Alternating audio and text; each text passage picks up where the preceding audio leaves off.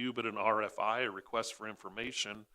And so one of the things that we talked about was having the county executive potentially work with Finley Engineering to develop that RFI. But three of the things that we said we felt was important in that RFI were that it would include the area that all the ISPs would be looking at, so applying for grant money, what type of budget they had for the project, including their own money and potential county money and potential grant money. And then the last one we knew we wanted to ask was, how were they going to do what type of connectivity were they going to have? Was it going to be wireless, fiber, or some sort of hybrid? So we had identified that. Mary Ellen, you were at that meeting in lieu of Darlene being here. Any comments on that? Was there any movement on that? Unfortunately, I don't know the answer to that, Brad. Okay. I think we expect Darlene to be here tonight, Okay. so maybe we can get an answer on that when she comes. Okay. We'll come back to that then. How about? We'll keep moving forward. I see Mike giving me the eye of wanting to know too. So if we keep kind of going there, point number 3 was the range of options for the county contribution. And really where we were at with that was, we know what the 2022 fiscal year budget was, or is, which is $3 million. When we discussed that at our last meeting, Kyle Patterson, chair of the county board, mentioned that potentially, while nothing has been approved, while there is nothing official on this, there may be additional funds of up towards a total of 10 to 12 million, including the 3 that would be in next year's budget. Now, again, that's preliminary. Nothing's been approved. Nothing's been proposed. But those are the discussions that have potentially had. And so on number 3, that's really the best we have as of today, is what we know has been approved, and that's $3 million. And that's what we're operating with from the initial Finley contract, et cetera. So that's coming out of that. It's next year's budget, which perhaps Eric, who's sitting here, or Samantha, or Brad can refresh our memories. The county budget process will start when? Basically, it started last week. Brad, okay, Samantha, I'm a week off. We had a presentation of the financial forecast, and that's sort of the first of many, many steps that wrap up in late fall. October, we'll vote on the final budget. The one piece of news that we heard in that meeting was that we've received half of this ARPA money, and it has become more clear that the second half is on its way. And of course, we haven't made any plans about the second half until we have it in our hot little hands. But that's supposed to arrive in June, but there's been some indication that that's all in the pipeline and on the way. So that'll make a big difference as we go through the budget process, when we know the hard numbers of what we have to deal with. So, and this is one of our big priorities. So I think we'll see some focus on it. This task force is important in getting some definition of what that focus is going to be. So even though it seems like we're doing a lot of stuff and nobody's listening, they'll be listening when it comes budget time. So it's really good that we're trying to get some direction for this. Well, I would ask you, Eric and Samantha, I'm not getting the feeling that the next wave of money under the current board makeup will yield $7 to $9 million for this project. Do you feel that it would? I don't, we went through this sort of pre-allocation process, if you recall, with all the study sessions. But I think we have some leeway in what's going on. And we have a solid broadband plan. One of the very specific goals of this money was broadband, rural broadband, and probably one of the most easily defined needs. We went through all that water stuff, and it was either we had $100 million to help everybody, or we had to get some specific input. But I think that there's at least potential to double what we're doing with the 3, and I think a lot more than that. Yeah, I'm not posing that question argumentatively. I'm just Yeah, saying. well, I My understand. feeling from hashing out what we've done for the first wave is not a feeling that would tell me that we would come up with $7 more million for this. I think it's worthy, but I think as we start to see federal grants and programs and things starting adding on top of this, and thinking about the current makeup of the board, I see that number sliding and those things going other places. Well, So I wouldn't feel comfortable saying I think we're going to get $9 million out of the county board. I'm not going to commit to that either, Yeah. because the rest of the caucus will probably beat me up in the parking lot. So I would tell you that I feel comfortable saying that 3 in the first round, 3 in the second round. I would not feel comfortable saying more than that. Yeah, what we're, I think, all kind of looking at is things that we can match that are going to come down the pipe. And if we find out that we can get some matching funds that, a 3 or 4 million from the county is going to be a 6 or 8, then it's going to be a really easy sell to put that in the pot. And we did discover one is matchable at the last meeting. Was it this broadband? I think it was broadband, but, I've slept since then, but not enough. Right. So I have to remember, and I think it was on the order of like 2.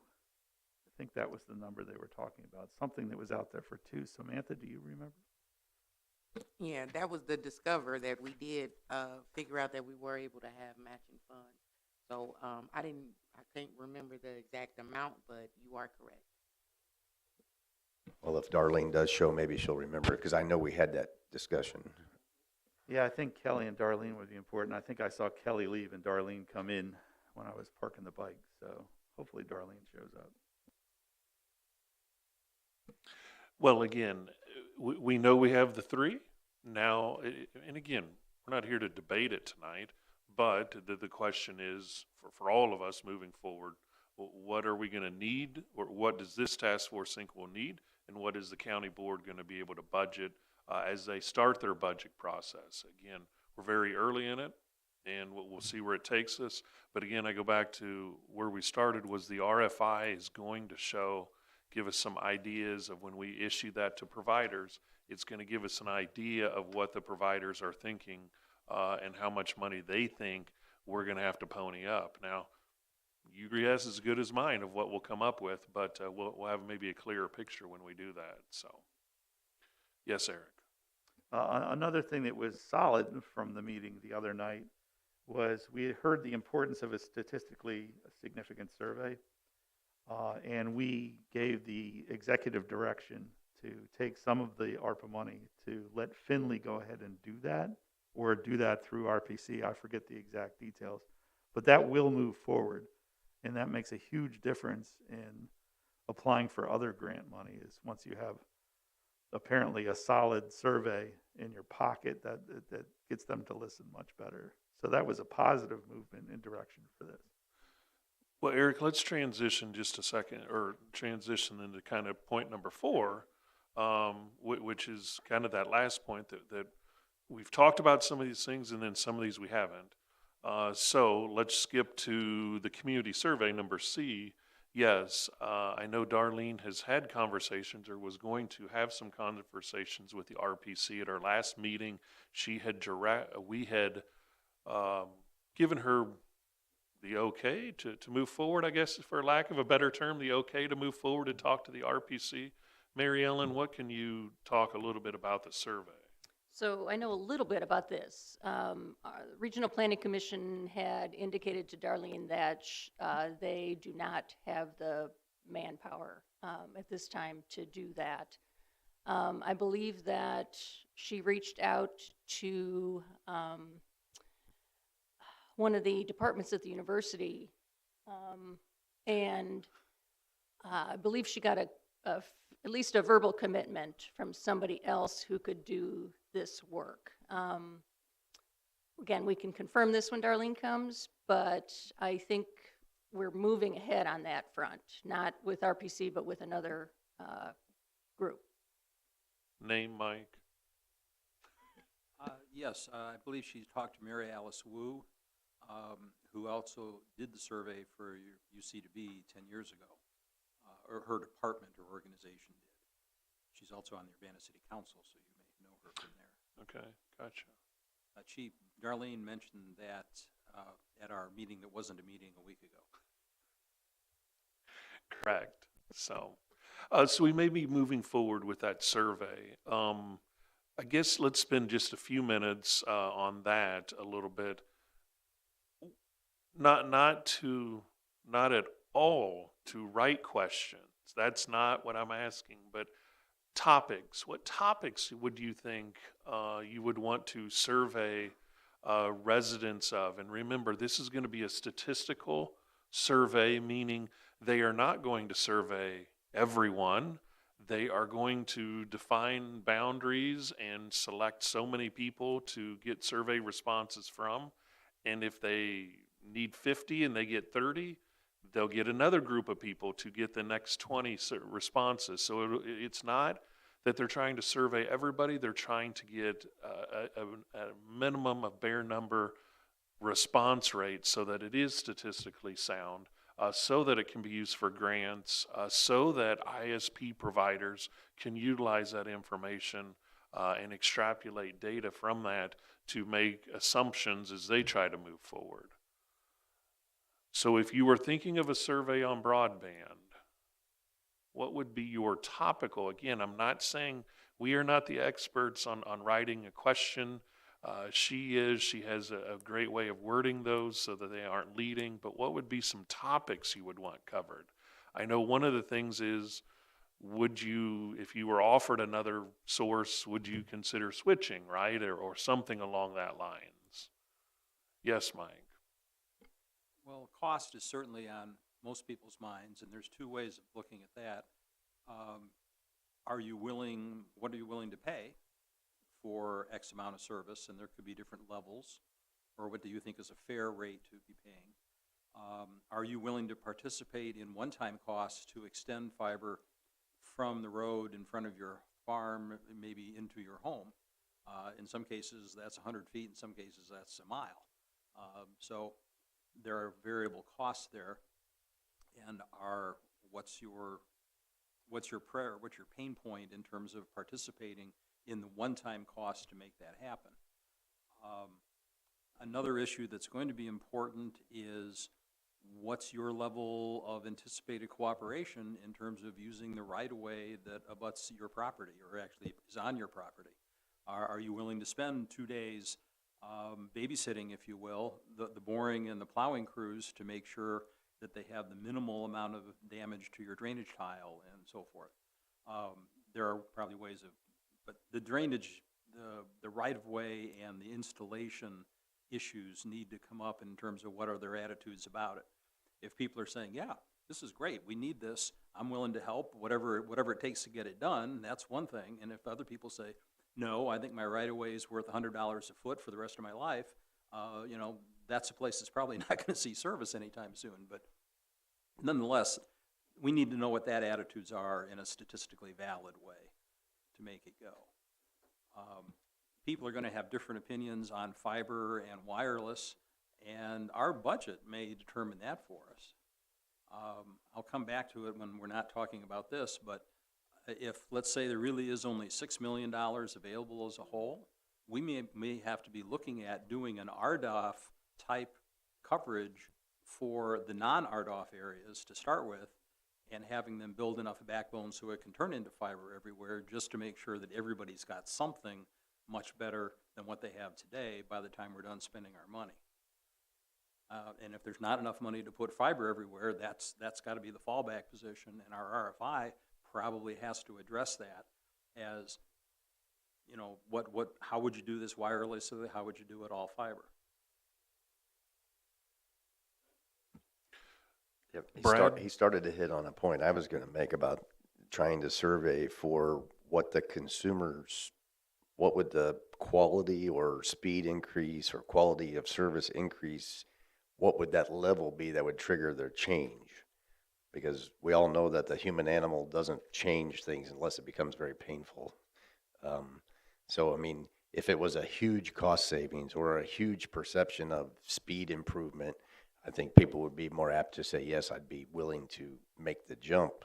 But if they didn't perceive that it would be a great deal different, I could see them staying put, even if they were paying a little more, or if it was a really close difference. I don't think a lot of people would make the jump. So I don't know how we would survey, what is the level of improvement that would make you interested in this.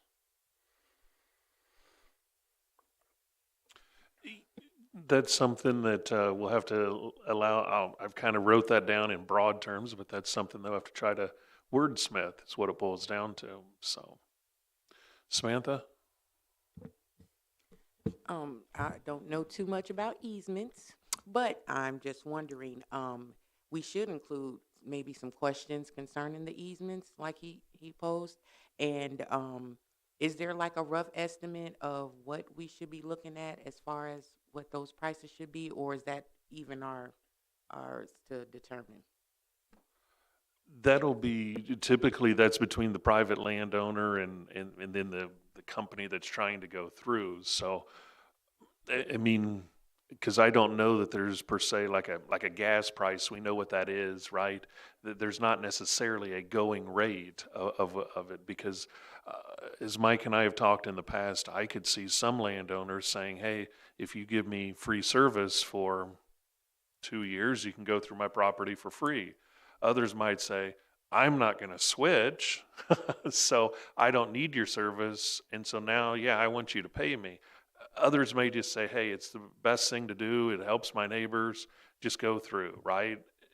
So it'll be all over the place, I suspect.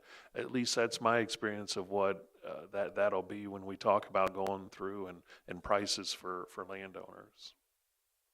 And perhaps you can codify that into dollars.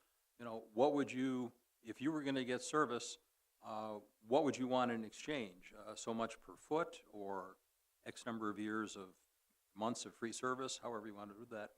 And that always works, that can work back to $1. I've worked for a couple of different telco companies, and they learned to be wheeler dealers to get right-of-way. A gentleman I worked with used to go out and buy a case of bourbon when he went out to negotiate right-of-ways, and by the time he was done back, that bourbon was all gone, and he had some right-of-way agreements. And some people wanted far more than a bottle of bourbon to agree to let their yard be torn up.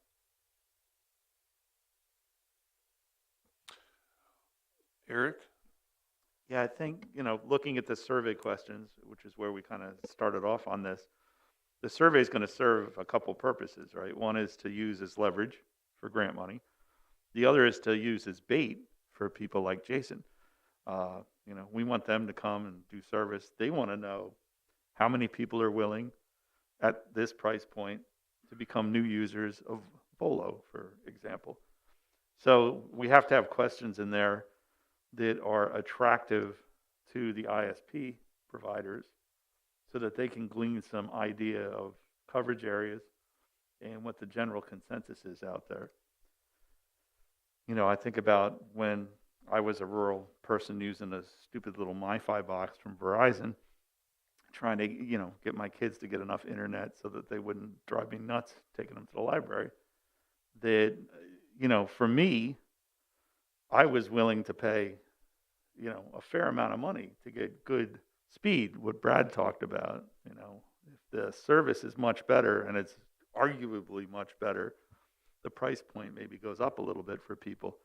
If we're going to come in and say we're going to give you about what you can get now for about the same price, it's not going to be a great survey question. And the ISP people will be like, why would we go out there if we've got 10 out of 1,000 that are willing to sign up as customers? So I think we need to have something that lets the ISPs know what the demand is, because that might color how they, answer an RFI. And we need to have something that gives us a general lever to use for grant money to get matching grants for the money that we're putting in too. So, and I'm glad I'm not writing any of these survey questions. I mean, that's the real bottom line. So,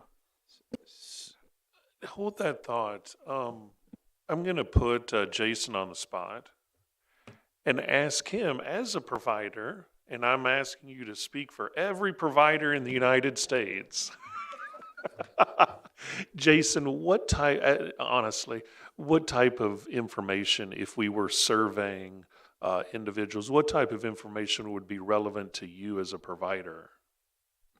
Yeah, I definitely think to Mr. Thorson's point, obviously price points would be something we would be interested in. Obviously, there is a point of diminishing returns. So knowing that there is viability for backbone to be built in those areas, and that there will be people that want the service would be a big part. In essence of making sure that we're not asking leading questions and things of that nature, we would also be very interested, obviously, in the types of usage that they're looking at. Streaming services, emails, those types of things take a very different download, upload speeds than, say, Zoom calls, in-person, face-to-face meetings. That's where that upload speeds become very important, and we start hearing the symmetrical terms, because otherwise your latency and lag is going to be unserviceable. So those would be definitely things that we would be interested in. The easements question is a big one for us, obviously, as the construction going in, looking at fuel tiles, things of that nature. And as Mr. Smeltzer pointed out, they'd have to, yes, give some time, energy, effort as well. So that would be very interesting to see certain areas, what their willingness to participate in those functions would be. But I think that, I think the speed, quality, and the price points would be a big point to us. Thanks, Jason.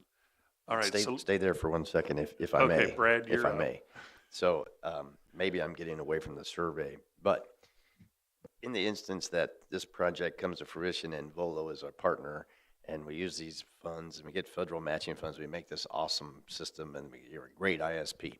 Are you going to be leaving the other ISPs in the dust, and then people are going to be saying, oh man, look what we missed out on, we're going to jump ship and we're going to go with these guys? Or is their technology going to travel at the same speed as ours, maybe just not at the same scale? If I'm understanding the question correctly, are you referring to availability on those backbones of other ISPs to join in? Is it going to make the market? I'm not worried about things like monopolies or things like that. I'm just saying the people who choose to participate in this project with us, are you going to have such a stellar, better service than anybody else that chose not to, that those customers are probably going to migrate to us as well? I wouldn't say that. I would say that, the technology is the technology. Your ability to implement based on the network that you've created, the backbone, and I would say more the size of your network is more so the potential advantage that would be provided. I wouldn't say that our technology is going to be any better than anybody else's.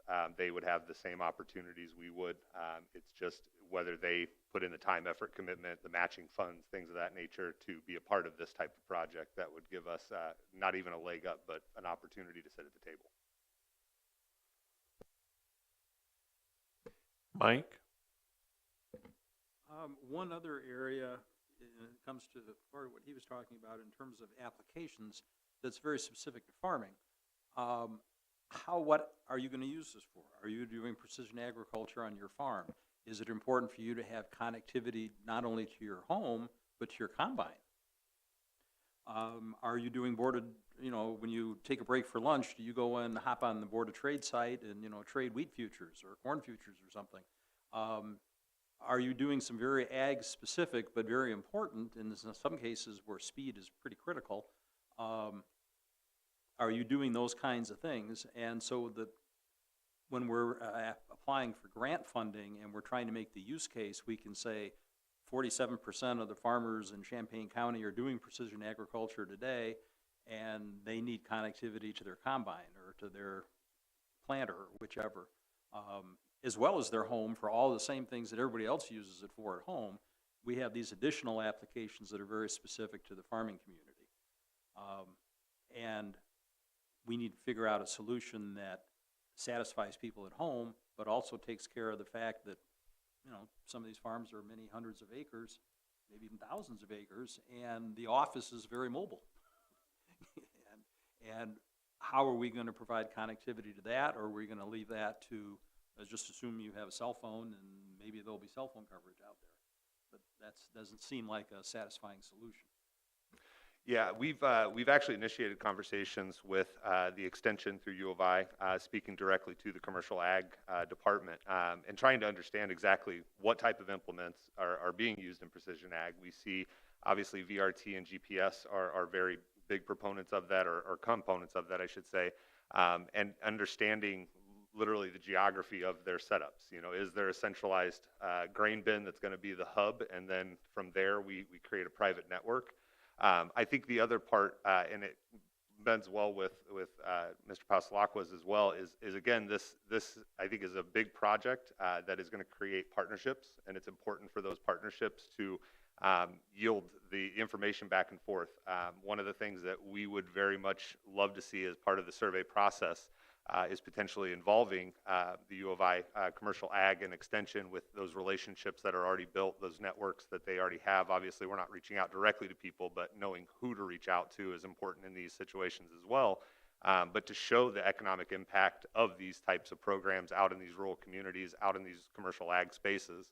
But again, yeah, the partnerships that those create, the opportunities that are there, I think it definitely, data needs to be drawn in on those as well, and to know what the impact will be to their farms, to their businesses, that all impact us.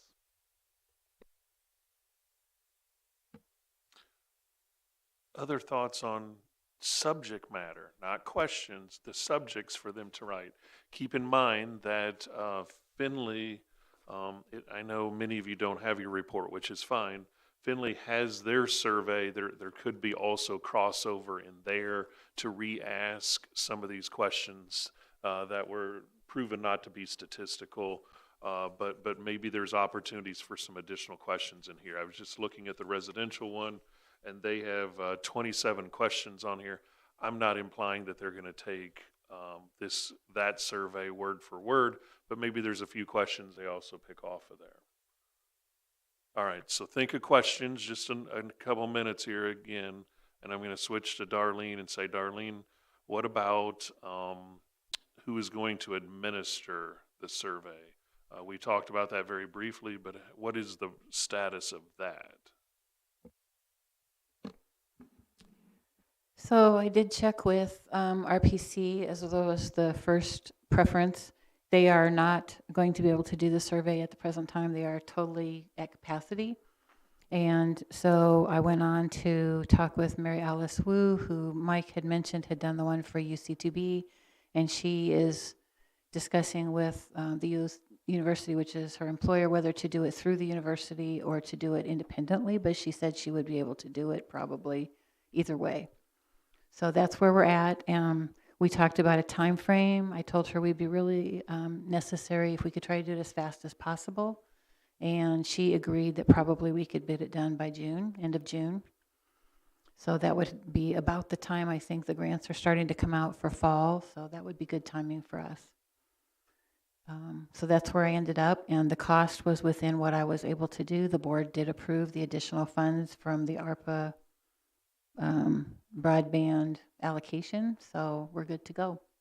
I signed an extension of a contract with Finley this week so that they will continue on to do the ISP selection, and as soon as Mary Alice gets back to me, I will sign a contract with her.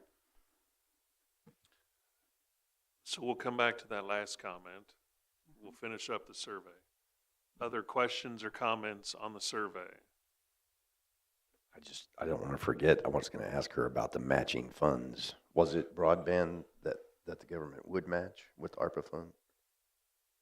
There was one category that we said could be matched. ARPA funds are the one type of fund from ARPA that can be matched with other federal funds. That's the one category. The broadband is. The broadband. Okay, yep. thank you. Okay, so we have some topics that we've discussed. We can pass this on to the folks that are most likely going to do this. It's not set in stone yet, but it appears like it. They also can work off the Finley survey a little bit, looking at questions they asked. Maybe there's some things there. What else, again, from a topic standpoint for survey questions? Anything else? I think another thing would be just, one, maybe how long they've been with their current provider and how reliable that service is. So if a new ISP can come in and provide better service, even though some people hate change, like we mentioned earlier, if they can get that better service for the uses that they need it for, it's more likely that they'll be willing to come on board. That's a good point. I'm thinking to myself what some people may respond of the reliability. At times, there seems to be a lot of frustration at times with reliability. So anything else as we talk about the survey? Again, what might be on there? Okay, so let's set that aside, that we've kind of gotten that. Let's stick with number 4, what's still in front of us here. Let's go back, Darlene mentioned this, so let's talk about, this is kind of point B there. Project Oversight, Finley through an extension of contract. Darlene, can you touch base just briefly of the contract that was submitted to the county from Finley and a broad overview of what that could cover or what their proposal is to cover, including price? So the proposal covered the second phase of our planning, which we talked about at our last meeting, that they would help us to choose ISPs that were interested and had the capacity to cover all parts of the county, and talk with them about what kinds of things they might be willing to provide. And then that would help us to be able to develop, if we were going to support anything with the county, this group would then be in a position, I think, to make recommendations back to the full board about how they wanted to spend county money. The price came in at $28,100 to do that task, and they will help us whatever it requires to get that piece done. Okay, so so the part of that was to help with crafting the RFI that's issued and then evaluate, evaluate the responses from the ISPs, providing us with some sort of evaluation process. Is that a fair comment, Darlene? Yeah, the intention would be they would bring back recommendations to the county about coverage, how we should get the county covered. As I heard Mike mention earlier, it might be, we might have a goal in 10 years of getting to a certain point in covering the whole county with fiber, but we might not be able to do that the first year. And so the question would be how we get to that point and what the recommendations would be to build that out. Eric? On that, while we're discussing providers, do we know more now about the RDOF areas and where they are? I know that we had a few companies that were sort of given spaces, and it was pending the funding and whether it was committed or not. And then when they're committed, whether they'll do it or not. Do we know anything more about that? Because that's going to color sort of our decision process. Yeah, we don't know any more than was relayed about that particular type of provider, but I will tell you the Connect Illinois money is out there from the state, and that I've already been approached by 2 companies to give letters of support for their applications. They may or may not, they probably will go ahead and apply without our letters of support, but certainly they would like to have it. So if we would get this done, and then we would then know, like, these are the ones we want to offer letters of support to for the reasons we have. Eric, Samantha, we'll get to that in one second. The last I visited with Rick Harnish, who has been at this meeting, I believe was at our last meeting, is with NextLink. They have not gotten their final, the last time I visited with him, which was since that, they have still not received their final word from the feds, in essence, that the funding was coming. They're no more approved, or they are approved but have not received their 100% go, no-go final. So, Samantha? Thank you. Ms. Darlene, we have $3 million that we've set aside for 2020 fiscal year.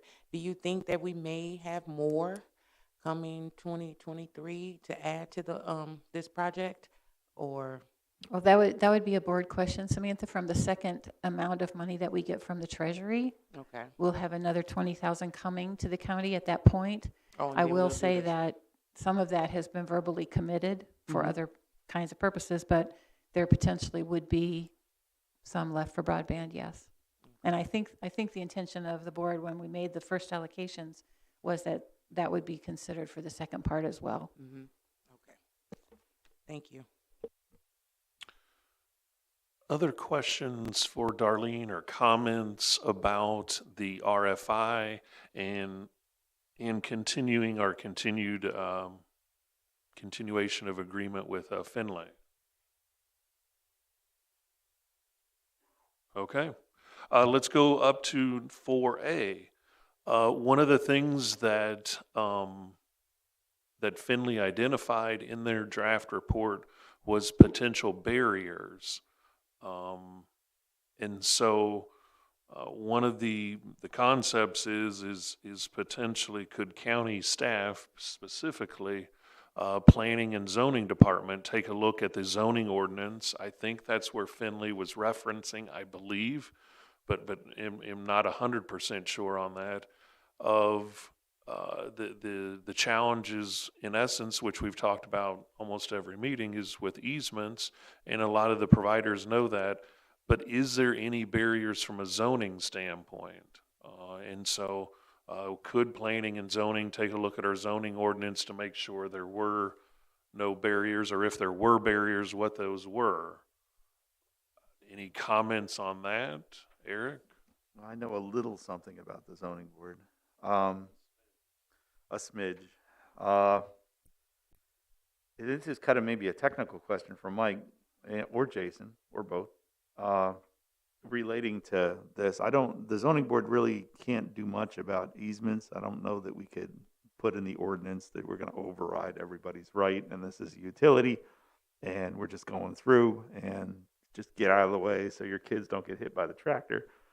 But I would think with a fiber system or a wireless system, there's places where, a big trunk comes in and there's a shelter or a building or a trailer or a container that needs to be set somewhere. And, one thing we could do, I imagine, is if an ISP needs to apply for a special use permit or a building permit out there, some administrative waiver that we could do that eliminates the fee if it's related to the broadband project for the county probably would be, in the overall scheme of things, not a lot of money. But if becomes an administrative waiver that it can just happen, okay, well, you've identified a spot, you have a landowner to let you have it, your special use permit is granted almost automatically, and you don't have to pay a fee so that you can just move forward with it, knowing that there's not going to be a long drawn out process of having, 50 of these or 20 of these hearings where we have to cite every one of these things, like we would have to do. For example, we have this little PV solar farm for private use at the meeting next week. I don't know how attractive that is to an ISP. Maybe it's not a big deal. Maybe there isn't that many. Technically, if we had a fiber system that was the ideal system, will we have little, substations around the county? And where do you normally put those? Maybe this is a question for Mike and Jason. Maybe Jason knows when you go into an area, you got to plop some physical plant somewhere. How big is it, and where do you put it? If you have any information, I'd love to hear it. The Yeah, technology. Mike, you're mic'd up already, so go Sure. for it. The technology that would most likely be used for fiber would be called GPON, and it's a passive optical network. That's the PON part at the end.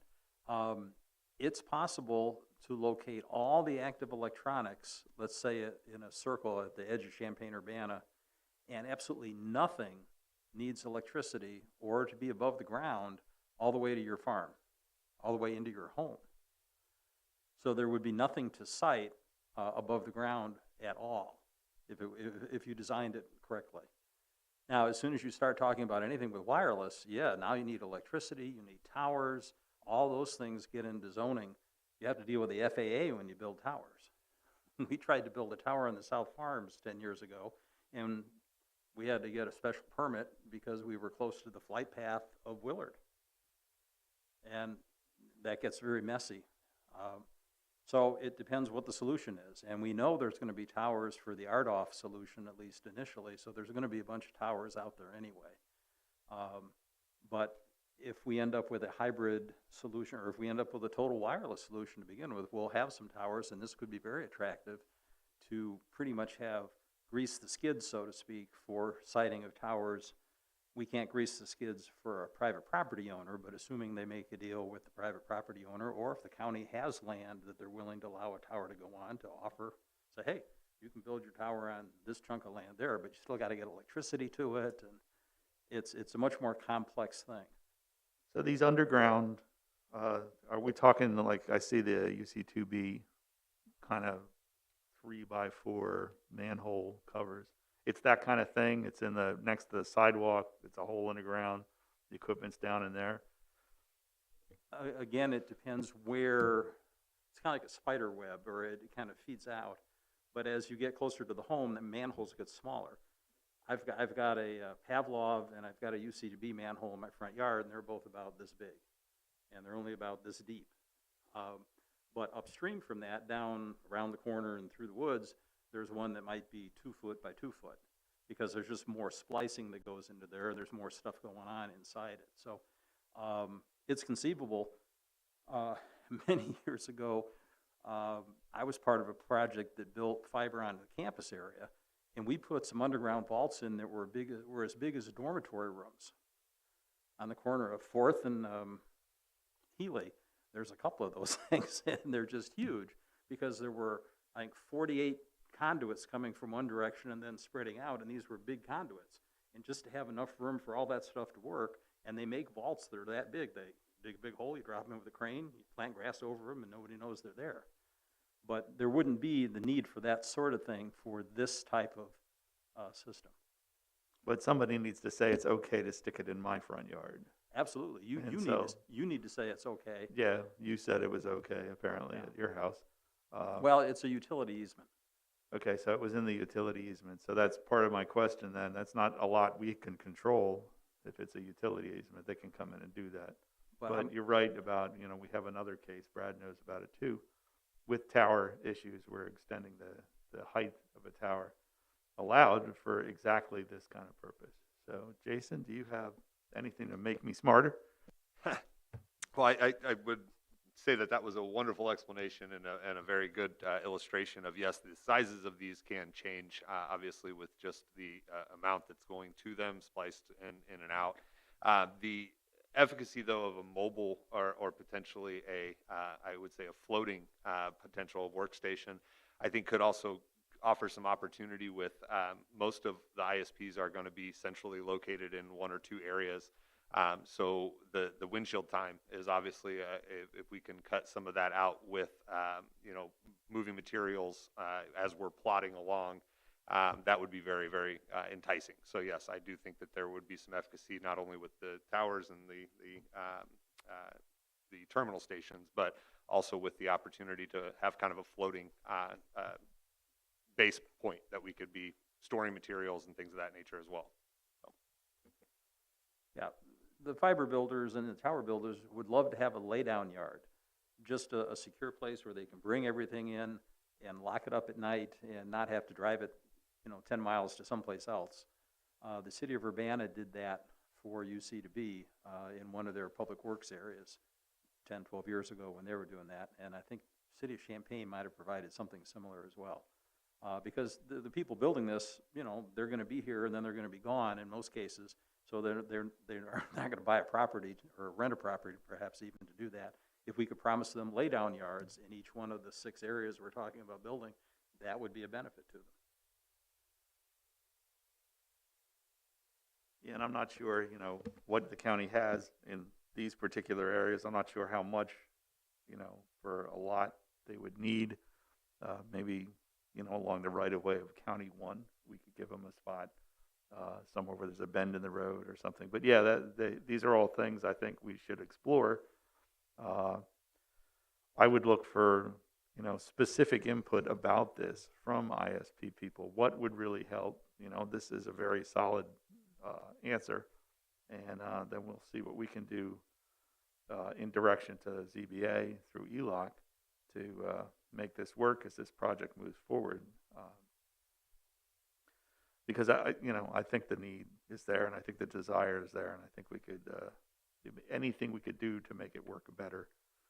And say, I want to see the money go to hardware and get people connected. I want to see it go to permits and application fees and making you come to a meeting and sit in it. And anything that can save that time and money, I think, is worthwhile.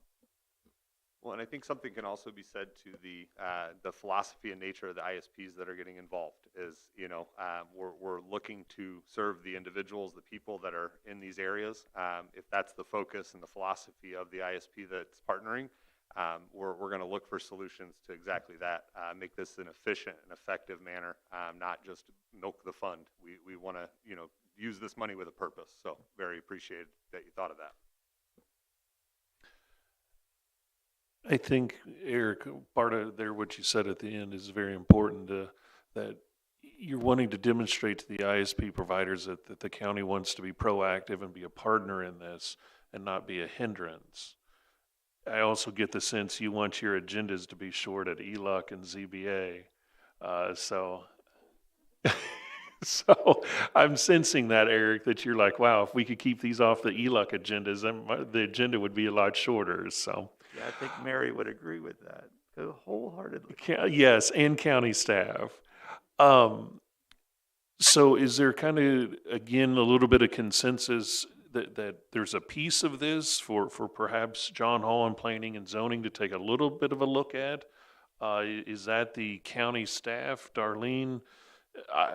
My opinion is that's probably the county staff that would be most qualified to look at some of this, or I think if we have, some definitive needs that we can address, that would be wonderful to hear from the ISPs.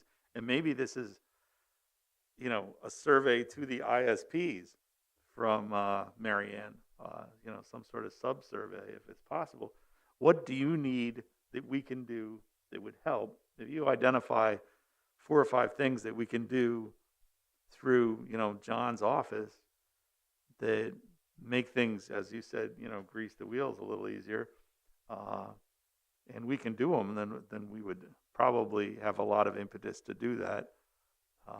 But I don't want to make John figure out what you need. I think that some input from people like Jason and people that are maybe identified through this RFI and through Finley. That's what I'm thinking the RFI will do. That's a request for us to get information from them Yeah. about what they're interested in, what they need, who's interested in being in what areas, those kind of things.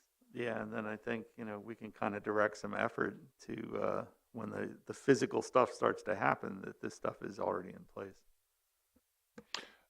Eric, I think you and Darlene both have a great point, or the same point.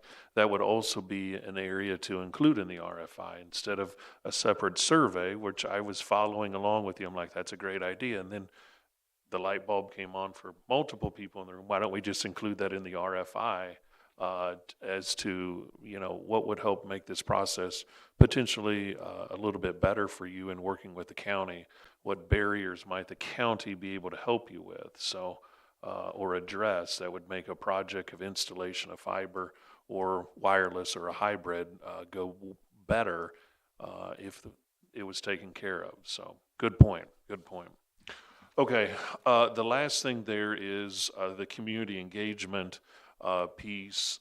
Finley, again, addressed and talked about it at length, as they did with a lot of topics, is you need a community engagement leader. You need a local cheerleader that is going to put time and work into this. I think they identified it's not a 8 to 5 job, but it's going to be multiple hours a week for an extended period for several months, maybe several years before this gets done. One of the ideas, I'll say it, I'm sitting here, one of the ideas was could the Farm Bureau take on that role? But I'll open it up to discussion or anything like that. So any comments on that?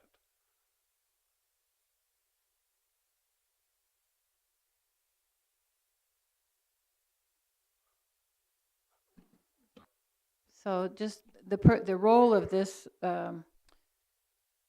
community engagement agency person, whatever, however we want to say it, would be for them to produce some marketing for what the county is trying to do. We got a request last week, Samantha, you sent it, I think, to MC about trying to do some kind of video for the immigrant community. And to do things like that requires that we have a position that we're taking as a county, what kind, some outline of what we're doing. And then somebody needs to represent that, to go to groups to speak, to send out written materials, or to respond to questions of the media, or to do any of those kinds of things that might be necessary to move it forward with the public as well as within the board itself. So that's what this role would be. And I think the Farm Bureau's agency came to mind because they already do have many of those connections in the rural parts of the county, if that's where we're going to focus our attention. So that was, we could do more than one agency. It doesn't have to just be one. We could have one for the rural areas and one for some other area, and we could pick several. Probably we need a central coordination focus. As you know, we don't have a project manager for this project, and so every piece that we want to do requires some staff time or a person to sort of spearhead that piece of what we're doing. None of this is in the county job descriptions, so we keep adding folks that have specific skills, which I think is a good way to do this. If that's the skill that people have or agencies have, then probably if we can partner with them, that would be a good thing to do. So that's all I wanted to say about that. I just had a quick question, and it might have been answered in a previous meeting, but what are the local government's roles in this project as far as decision-making when it comes to service providers in the area? Stephanie, the way I look at that is, I think that the local communities, in my opinion, do play a pretty big role in it. One is some of these project areas that we've discussed are obviously cover the small towns, and so they are going to have to, one, be sort of kept in the loop, and I think that's the role of the community engagement, and is that individual or organization, or however it's finally settled, is going to have to make presentations and visit with those village boards, whether it be Fisher or Mahomet or the Ogden Village Board, is going to have to go out there and talk with the mayor. And remember, a lot of these communities don't have staff, so it is literally the village board, but talking with them, in informing them of what the status is, of what the county's doing, how they might be engaged in it, and potentially that is asking them for letters, it will be asking them for letters of support to help some of these providers get additional grant dollars. And so, you're right, there's going to have to be some marketing done, a marketing piece, we'll say, that's going to have to be able to be left behind with them. But I think Finley also talked about, you can't go back to some of those village boards every month, so, and they don't want you probably every month on their agenda. So, the use of newsletter, the use of website, things like that, to keep those elected officials engaged through that process once you've kind of broken the ice with them, is what I would visualize of how you would do that. Okay. But I agree, they're going to be part of this, in several forms. Well, it quickly becomes an ad campaign. It's partly that too, yes. So, yes, Eric. Kind of dumb questions that sound obtuse at first, but I'll bring it back in. Does the county get interns from campus in the summer to do things? Yeah, we do in several different departments. I had, in my past life as a Mahomet citizen, was president of the board of the Mahomet Area Youth Club when we still had a physical plant out there. And there was a lot of discussion about, do we keep the physical plant or do we go to the model they're doing now? They went to that model because the real estate became expensive. That's besides the point. But we reached out to the business college, and we got some interns who did this kind of work. They went out, they talked to people in the community, they talked to the teachers, they talked to parents about what they wanted to see with the youth club. And they made a wonderful presentation, very professional, and it was all free. It was a senior project for them, but it was over the summer. And, you know, we talk about community engagement. We need somebody to go to Ogden Village Board. We might be able to tap kids from the business college as interns and task them with going out and spreading the word about this, and then also gathering information from a town. You know, we'd have to think about it a little bit, but there is a huge sort of talent base of kids there that are very ambitious. They want to get work like this done so that they can put it towards what their school is, you know, their schoolwork, and they do it for nothing, which is, you know, a really good cost for us. So it worked very well in that application for me and Mary Vita, who was the executive at the time, and we actually did it twice with the business college. And if you have a relationship already with campus groups, we might be able to find people that can be sort of these community support people through campus. It's a big Yeah, resource. I think that's a great idea, Eric, and we do use students quite a bit to do different things, but you still have to have a staff person making the project for them and talking to them, you know, giving the guidance, supervising when they go out, things like that. So it does still require someone's time to do that. Are you asking for budget money from the board for it? Well, potentially it would be similar to these other two contracts that we have for the other activities. There'd be some sort of contract for a person or an agency to do this particular function, and certainly they would probably take advantage of whatever resources they have in terms of volunteers or other, if not, I mean, one person isn't gonna be able to cover the county, so, yeah. So obviously, I'm not trying to stifle discussion, but back to where we started, we were going to try to conclude at 5:40 to 5:45, which is in approximately 10, 15 minutes here. In general, then, items number 4, because we still have another agenda item. Stephanie, I want to allow her enough time, and there's probably still not enough time for her to address everything. Do we feel we've given Darlene or the executive enough to point her in a direction or directions plural to look at these 4 items or start to explore those, to start to address those 4?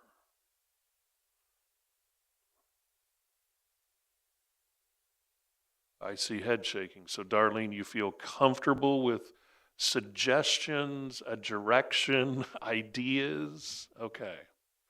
All right.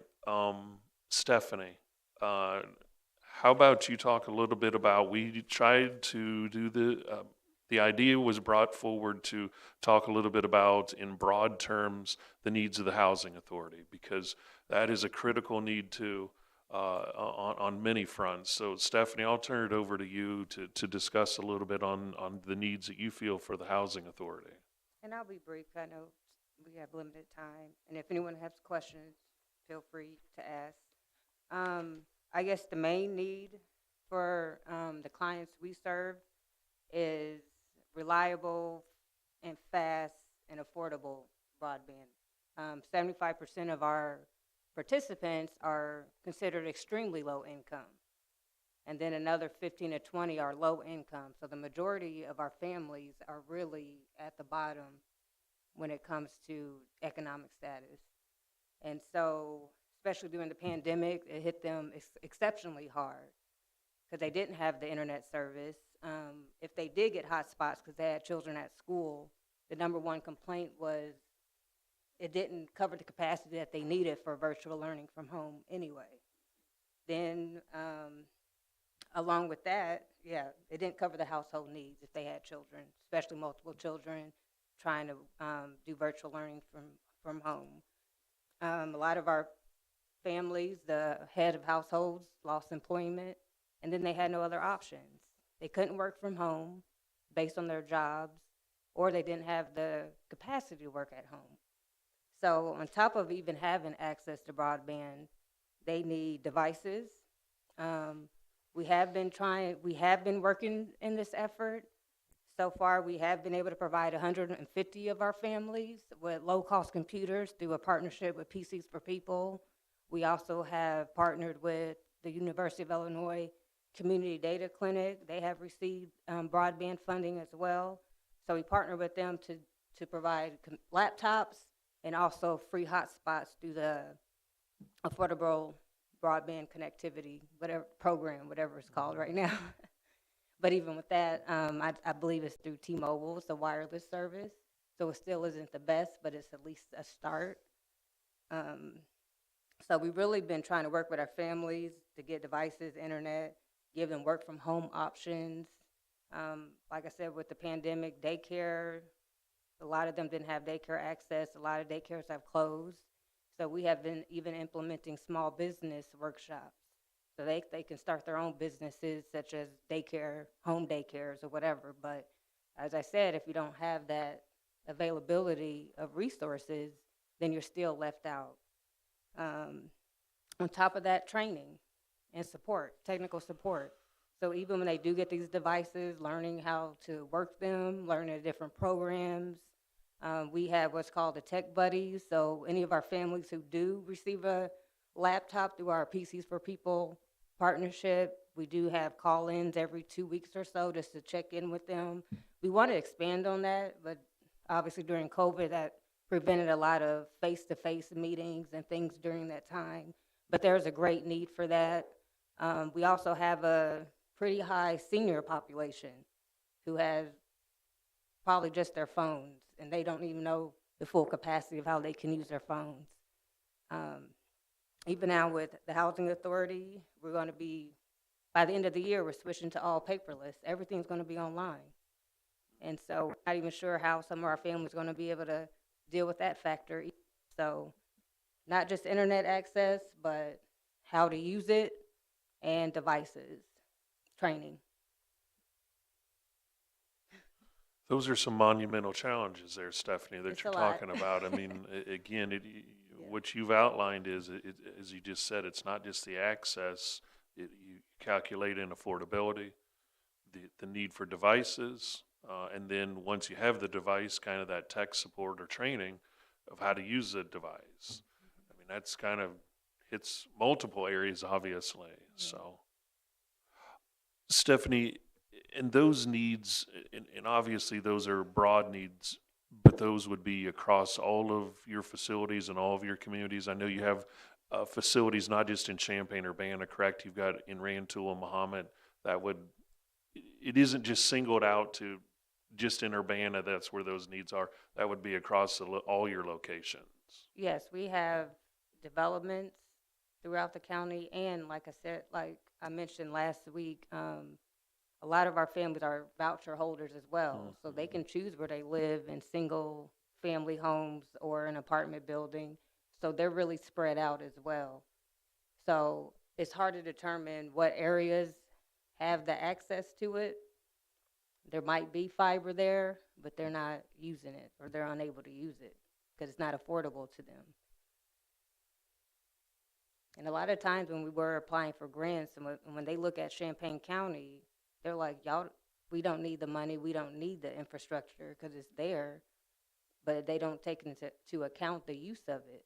So it might be available, but it's not being used at capacity either.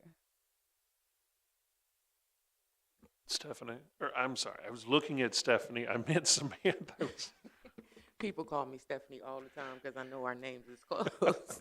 I was going to ask Mr. Mike Meltzer, is there any way that she can kind of get a map of where those cables were installed with UC2B? Because I remember you said there were a couple of those, the housing complexes that did have the fiber optic.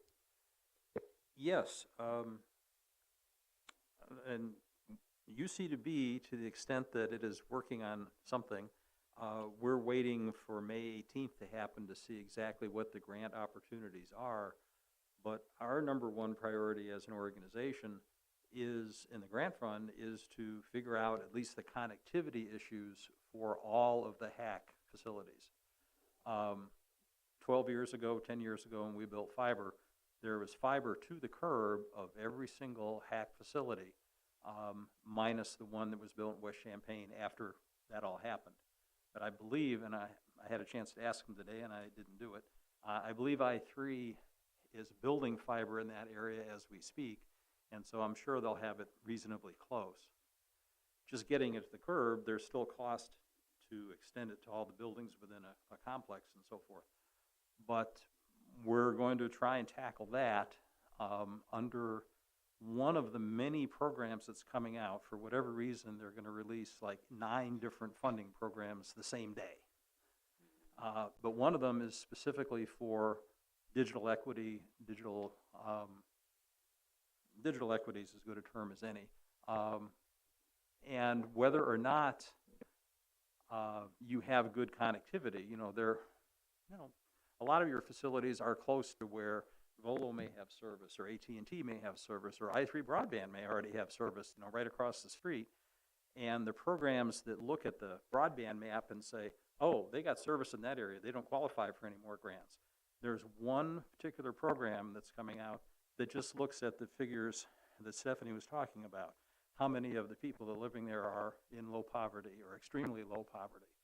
And that just moves it right to the head of the line, and there's no qualification based on what broadband opportunities there are there.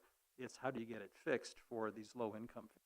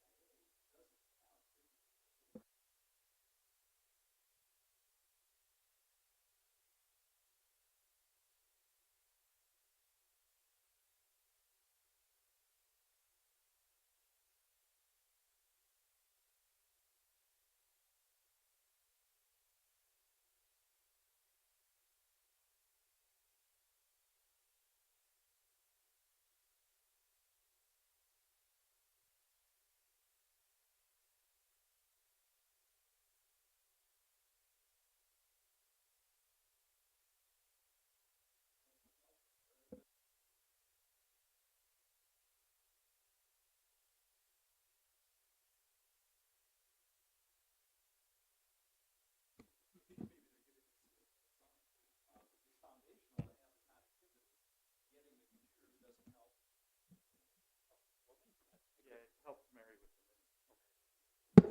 Here we go. Well, user error. Could be. It's foundational to have the connectivity and then all the other things that need to happen in terms of training, in terms of education, in terms of the devices and so forth. But if you don't have the connectivity in the first place, those other things don't do you much good. So I'm just kind of looking at the first phase is what we're tackling. Real quick, and I know we got to go, but is there anything that maybe the Housing Authority need to be doing to kind of get their ducks in a row during this process, or any surveys or with their residents or anything of that nature? I think Stephanie has the data on her residents that would ultimately feed into a grant application. We're trying to lean on the, I used to manage the networking group at the university, and it was much easier to lean on them then because they all worked for me. But that's not the case anymore, but there's still some good people that work there. And we're trying to lean on them as the backstop for all this, and maybe they may even operate some of the high-end equipment to make it all work, but train housing authority staff to be able to manage this so that over time, we're training, giving them job skills, if nothing else, that's useful for the residents today, but that they can carry out, and maybe they go to work for the university at some point or whatever. And I believe there's a general consensus amongst the people at the university that need to have that consensus, that they would apply for this grant, manage the grant, and provide a lot of the back-end support to make it all work. There needs to be some matching funds come from someplace, and that's where the county, I think, would have to come in. But it's not a $20 billion project or anything. It might be a $2 million project tops. And I've got a spreadsheet that looks at numbers, and there's some assumptions in there that I need to talk to people that know more about the current costs of equipment to fill that out. But it wouldn't be a tremendously large ask to get 25% of that from the county to make that work. But everything's relative, and every dollar's a dollar. So it's not a done deal by any means, but there are some well-intentioned people working on it. So why don't we do this? We'll make sure we'll continue this discussion at our next meeting, and we will make sure that this topic is the first thing on our agenda under new business at our next meeting. So as far as next meeting, we'll kind of see where some things shake out on some of these steps. I don't know that we need to meet per se next week, but let's kind of see where things kind of shake out a little bit on a couple of these things. And with that, everybody, thanks for your input. We are adjourned.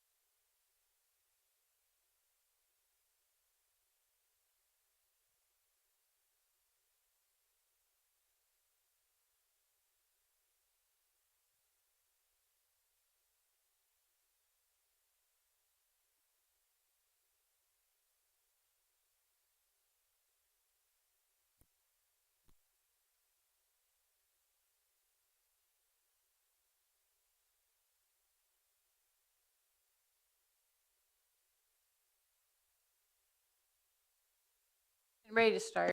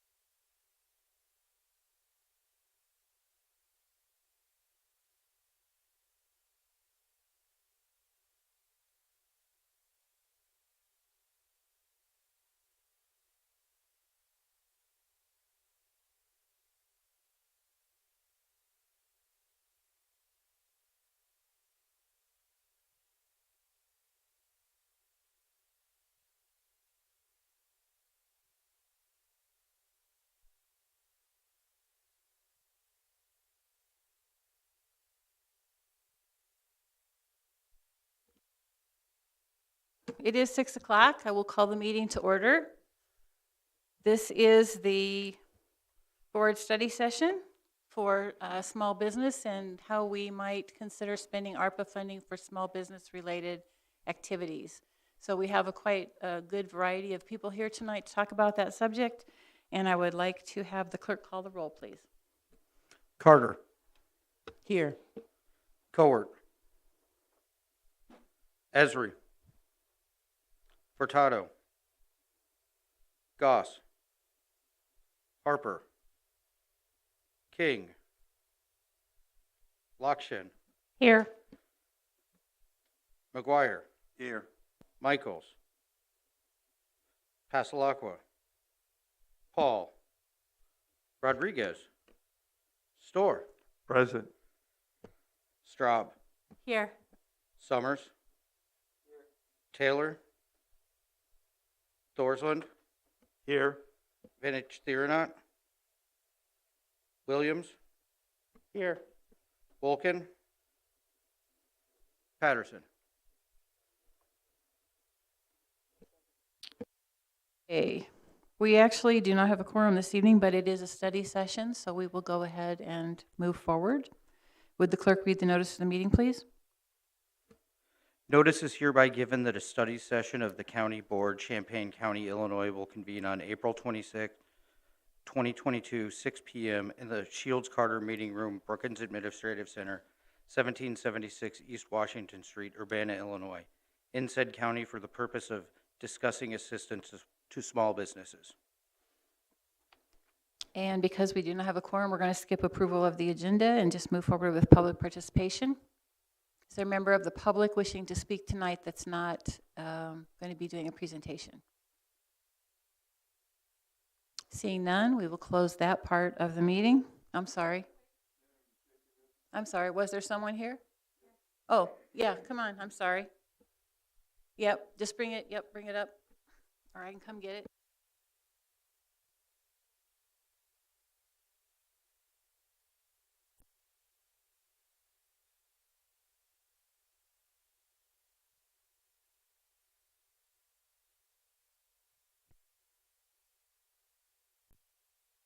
Okay, first is Marlon Mitchell. Are you guys going to talk together? Okay, Marlon Mitchell and Mark Pelmore.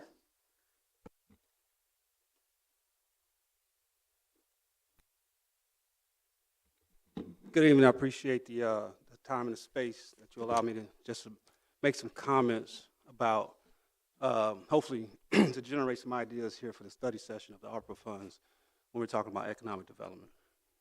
So, my name is Marlon Mitchell. I'm actually Executive Director of First Followers here in Champaign, and what we do is we provide services for individuals returning from prison or the county jail. So I want to talk specifically about an initiative that we've been proposing and planning for the past 12 months in regards to community violence. And so we're calling this initiative H3, which stands for Harm, Healing, and Hope, right? So essentially the theoretical framework that we're using is we have 5 different separate pillars that's targeting and going to address some of the community violence. And those 5 pillars is, one of them is education, one is counseling and therapy, one is community outreach, another is civic engagement, and the pillar that I would like to just introduce a little bit more about is the economic development pillar. So here, the last 6 weeks, one of the things that we've done around economic development is that we've, First Followers has subcontracted with Business Elevator, which is run by Mark Pelmore, who has an expertise in the space of entrepreneurship and training small businesses and just aspiring entrepreneurs. So maybe about 6 weeks ago, we began partnering with the College of Geese on campus, where we had these workshops, 2-hour workshops, once a week, where we recruited aspiring entrepreneurs, many of them of people of color, and then also there's small businesses that are already up and running but would like to find opportunities to build capacity. So with that being said, it has been well attended, and so we know that the need is out there and that we have people that are looking to delve into the space of entrepreneurship and own their own small businesses. One of the needs that we have seen in the programs and the workshops that we've run is the lack of technical support for individuals to really get their LLCs up, or maybe it's a not-for-profit, and then also not having startup capital.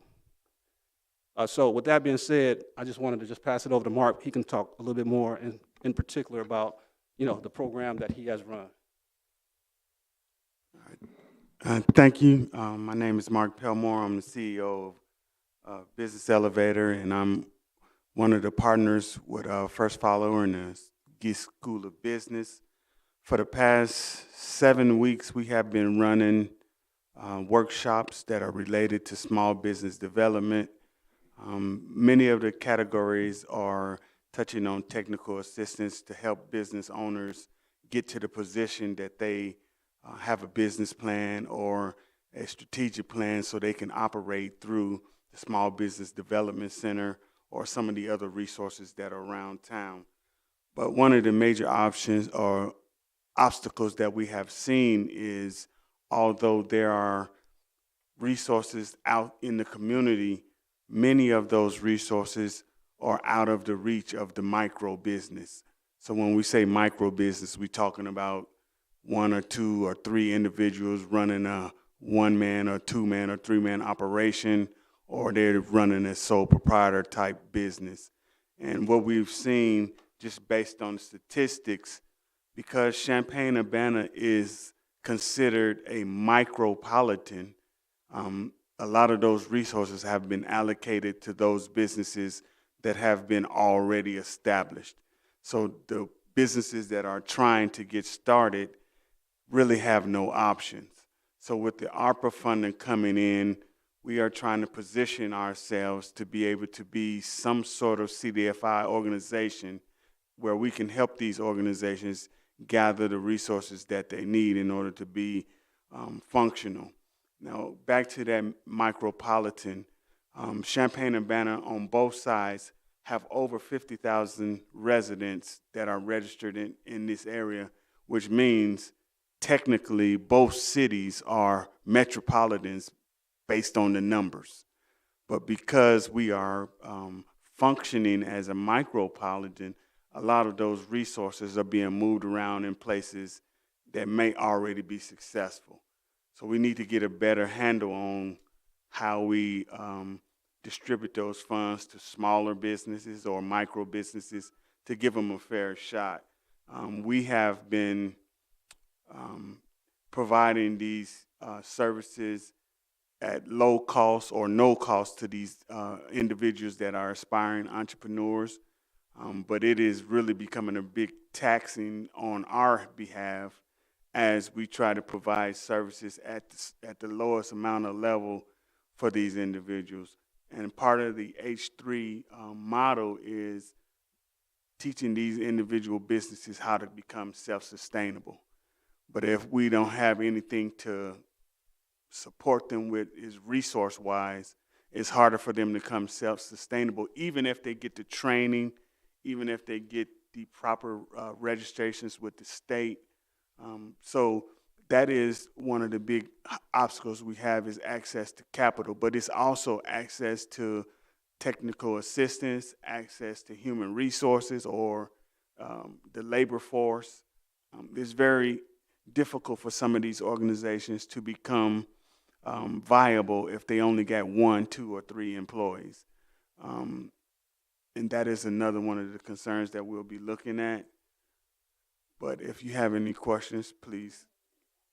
Yes. Thank you for your time. This isn't a question and answer time. This is public participation. I understand, but I hope that the speaker will stick around if maybe we For can questions engage them later. later. Okay. Is there any public participation tonight? Okay, not seeing any more hands. Okay, we're going to close public participation and move on to board communications. Is there any communications from members of the board to each other? Okay, seeing none, moving on. I'm sorry, whoop, I keep missing the hands. Who had a, Wayne, is that you? Okay. I am disappointed to see that our county board meeting room has been rearranged back in a way that does not encourage social distancing from our colleagues. Champaign County was recently raised to a moderate level of COVID risk, and I would hope that for our next full board meeting that the room can be rearranged back to the way it was when we were taking precautions. So there are no seating assignments. You guys chose your own seats. There's plenty of empty seats over here if you'd like to move. Okay, anything else? Okay. Our first presenter this evening is from the City of Champaign Diversity Advancement Program. This is Rachel Joy. She came tonight to talk with you about that program in the city of Champaign and potentially ways that the county could partner. Welcome, Rachel. Good evening. You need to talk right into the microphone, Okay. please. Yep. Good evening. Is that better? You should all have, I have a little handout, little postcard, QR code you can pull up and read a little bit more about the program. We'll take a little bit of time this evening to talk briefly about the Champaign Diversity Advancement Program, CDAP, and then, of course, I guess open it up for questions if you have those. Just a brief overview of the program. It really is sort of the culminating efforts of the city of Champaign and the work that's been done for several years to look at the inclusion of minority businesses as well as female-owned businesses. Some of the major areas that it includes is outreach and recruitment, specifically a local certification program, goal setting, and monitoring and compliance, which is one of the key aspects of the program. What we've been doing is really, since 2018, we actually worked with First Followers to assist in the first part of our outreach and recruitment to get businesses certified. What's important about that certification is an opportunity for businesses to be exposed to various levels of the municipal purchasing and procurement process. So for us, it's what we do externally when we're working with contractors and the expectation that they look at working and expanding opportunities for minority and women-owned businesses.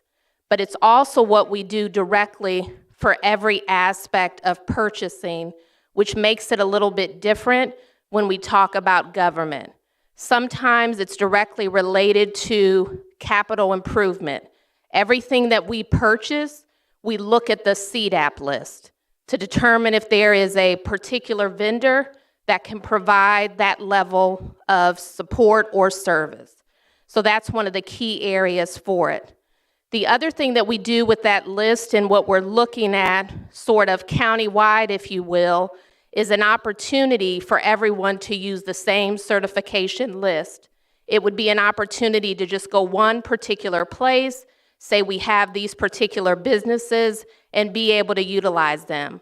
We have worked with the city of Springfield, who's interested in doing that as well, Bloomington, and the only city outside of the state or the state directly is the city of Chicago, where the state will accept their certification.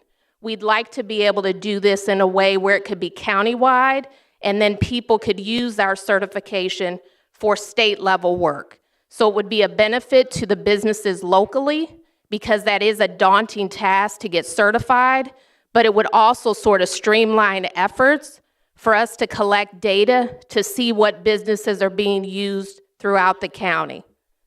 In addition to that, and as you'll hear a little bit later on, as we talk about resources and support, we've done those things, surveyed businesses, and talked about what are their actual needs. So we know what those are, and just as Marlon and Mark discussed, we see that especially with the businesses that we're working with and trying to support. But we do believe that the advantage, especially even when we look at goal setting, we have it in our policy where it's flexible. So we can look at particular goals and determine based on the projects and the types of businesses what would be best to use. And it's also an opportunity to increase goals as well as identify the gaps that we have in minority and women-owned businesses. So we can look and say we need to help build and develop these specific businesses. Another major effort and success, I would say, of the CDAP program directly has been really a change and a shift in the organizational culture for the city. So it's how we do business. It's not just we want to be inclusive or equitable. This is how we purchase and procure. And having the CDAP program does that the way the policy is written. If we worked with the county, it would be an opportunity for an intergovernmental agreement to utilize the list as well as the certification process, and also help build on the outreach and recruitment efforts.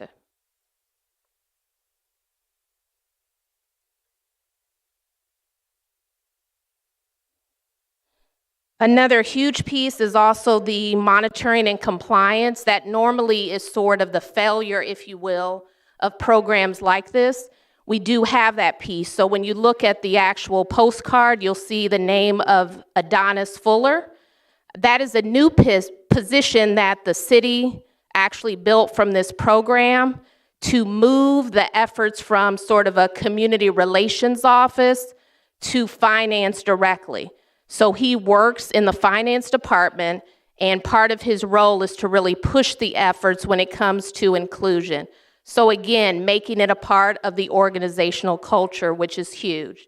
And so that piece, along with the certification software that we have, assist in tracking projects. So that would be another benefit to the county as well, is to be able to track all of the projects, be able to come back. Staff could report to the board, if you will, on all of those efforts for purchasing.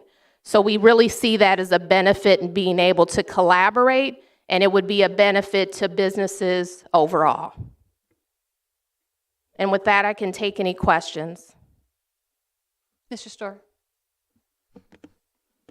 Thank you. Thanks for coming. I noticed that this is for the city of Champaign. Are businesses in Champaign County and other towns and outlying areas going to be included as part of the list that you're compiling? Yes, they are now. And this would just be an opportunity if we worked with the county where you'd have that access or could push people to that list or actually include it in documents or purchasing things. That would be our hope.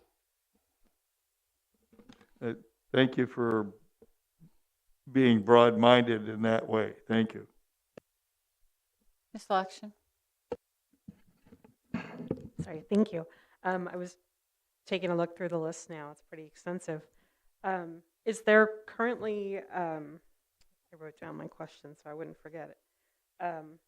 Is there a city preference in contracts given to the weighted list? And if so, what, like, do contractors on this list get a percentage bump, or how does that function exactly? Well, actually, when we have our bid documents, so that's something that the list has to be included in. So once you go, let's say a larger general contractor would need to look at that list, and I'm speaking specifically about construction right now, would need to go to that list and sort of exhaust it to see if they could utilize a CDAP business. So for an example, we have some businesses that have never done work with the city and have said if we hadn't been on that list, we wouldn't have been contacted or known about specific work. So that's one way that it's used. And when we use it internally, then it's a part of our purchasing policy where you have to go to the list. And so what we do with purchasing for specific departments would need to go and get quotes from CDAP vendors. Can I ask a follow-up on that? Is there a percentage you aim for of using CDAP listed vendors, or just as a general overall? It's based on projects. So with the purchasing and compliance specialist, anytime a department is going out and putting something out for, let's say, a request for a proposal or an actual bid, then they would sit, talk about the project, and come up with what the goal should be. So it really depends on what that goal is for that specific project. So it's done on a case by case. Ms. Carter. Thank you. So I'm like so overjoyed because I think the community for years have wondered why the smaller contractors are not able to do business with the city, and there are a lot of things that have discouraged smaller companies to do business with the city. So I am just happy for your position, and also the fact that you are incorporating the county as well. So by this program, if I'm hearing this correctly, we are promoting more minority and women-owned businesses, and you're going to also hold them accountable for not doing so. So is that correct? That is correct. And really, so the program has been around since 2018, so we did the initial just sort of getting out and that outreach piece.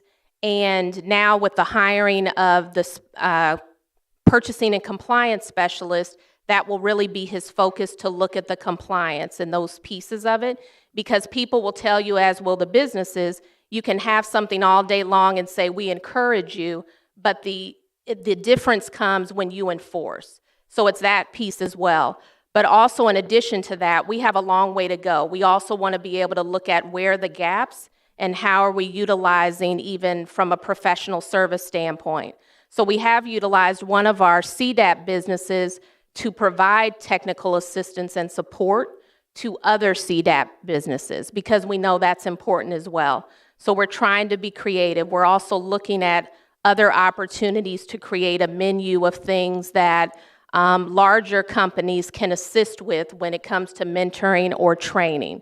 So we want to be able to do that as well. And then, of course, work countywide with our partners. So the folks that sit back here that will come up and talk, as well as first followers and other agencies who work with businesses. That's awesome. I'm so glad for the collaboration. Thank you. Ms. Rodriguez. I think this is more for the executive, or maybe I see that we have Matt Bannock here. We would lack the authority to do this on our own, right? So the purpose of an IGA would allow us to engage in this kind of work. So this is a special opportunity because we're not a home rule unit. We could do this. There would be some rules that we would have to follow in terms of purchasing. The county, I think what Rachel's talking about is whether the county would want to participate as a partner so that there was one list of contractors, one way to do recruiting, so that we don't all, each entity have to do their own program. Yes, I get that. Yeah. Just pointing out we wouldn't be able to do that on our own. So I'm happy for that opportunity. Mr. Williams? Can you think of, can you give an example of some of the larger projects where a CDAP participant was a primary contractor? We have some professional services contracts that where they've been primary. I don't have a list of those, but I could get those and then provide to the group. Sometimes when you have smaller businesses, especially those that are owned by people from disadvantaged backgrounds, they have a hard time taking advantage of economies of scale, which then makes it harder for them to be the low bidder on contracts. How do you overcome that? Do you overcome that? What do you do about that? We're still working through that. I mean, that's one of the huge challenges. There's another piece of the CDAP program as well that we'll be rolling out hopefully in the fall, which is our designated procurement initiative. So that will be designated projects directly. So a CDAP business will only be competing with another CDAP business. So that's one of the ways. I noticed looking at the list, you have like expiration dates and, I mean, obviously because businesses, they change ownership, things happen, they merge. Are you all looking at other places that have a similar list to see if maybe it's updated in one place, it can automatically be updated here, or is it incumbent upon the business to keep their information updated with you guys?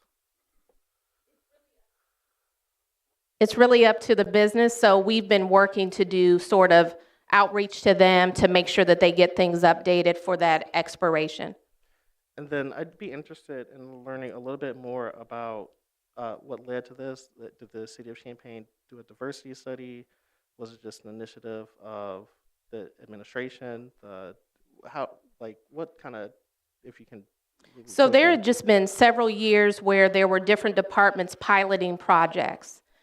So there was a lot of that, but there wasn't anything that was directly in policy that had teeth, if you will. And so it was really sort of a combination of all of that information. The city did not do a direct disparity study, which would, at that point, once you do that, it sort of sets those direct, this is how many minorities you need to use for this particular project. What we do have, though, is the flexibility to increase goals, to change those, which make a big difference because we're sort of backing out, sort of collecting the data now and looking at what projects do we have on a regular basis, what businesses are available, and how can we utilize them.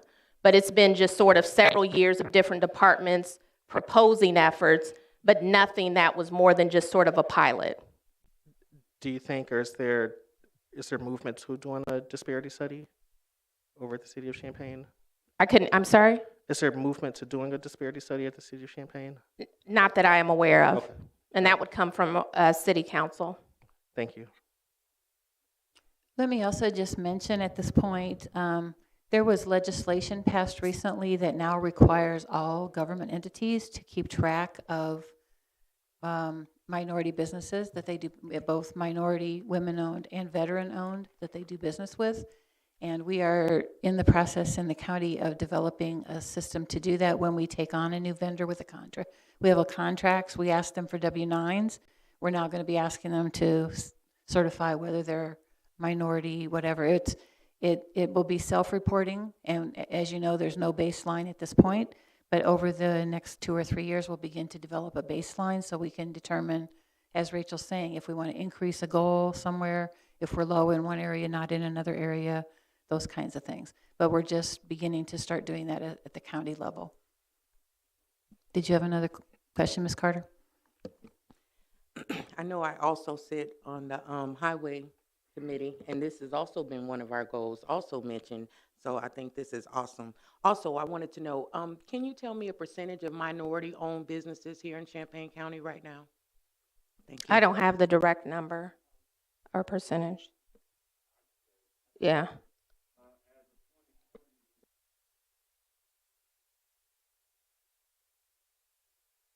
Mr. Palmer said Thank you. 2%. Thank you. Any other questions for Rachel? Mr. McGuire. Thank you. Just a quick question. Are you connected or trying to partnership with the BIP program for the University of Illinois?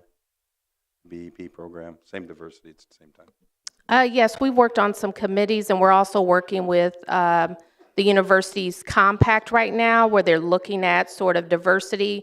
And so we've been working with that committee and sort of streamlining efforts. That's our goal. Yep.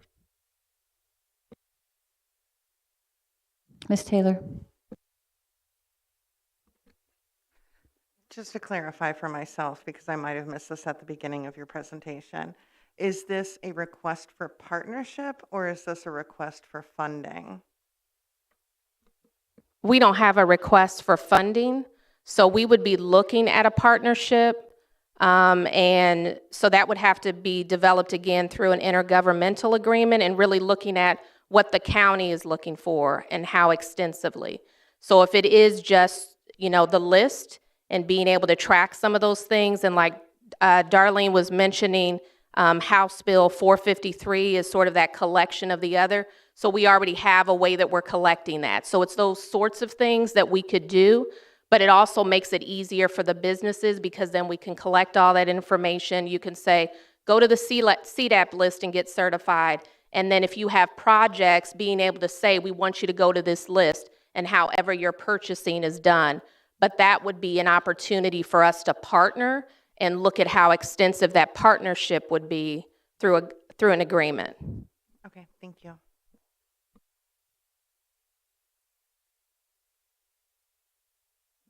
Okay, any last questions? Thank you for coming, Rachel. Next, Carly McCrory is going to talk from the EDC, and I know some of you have seen some ideas from their office already.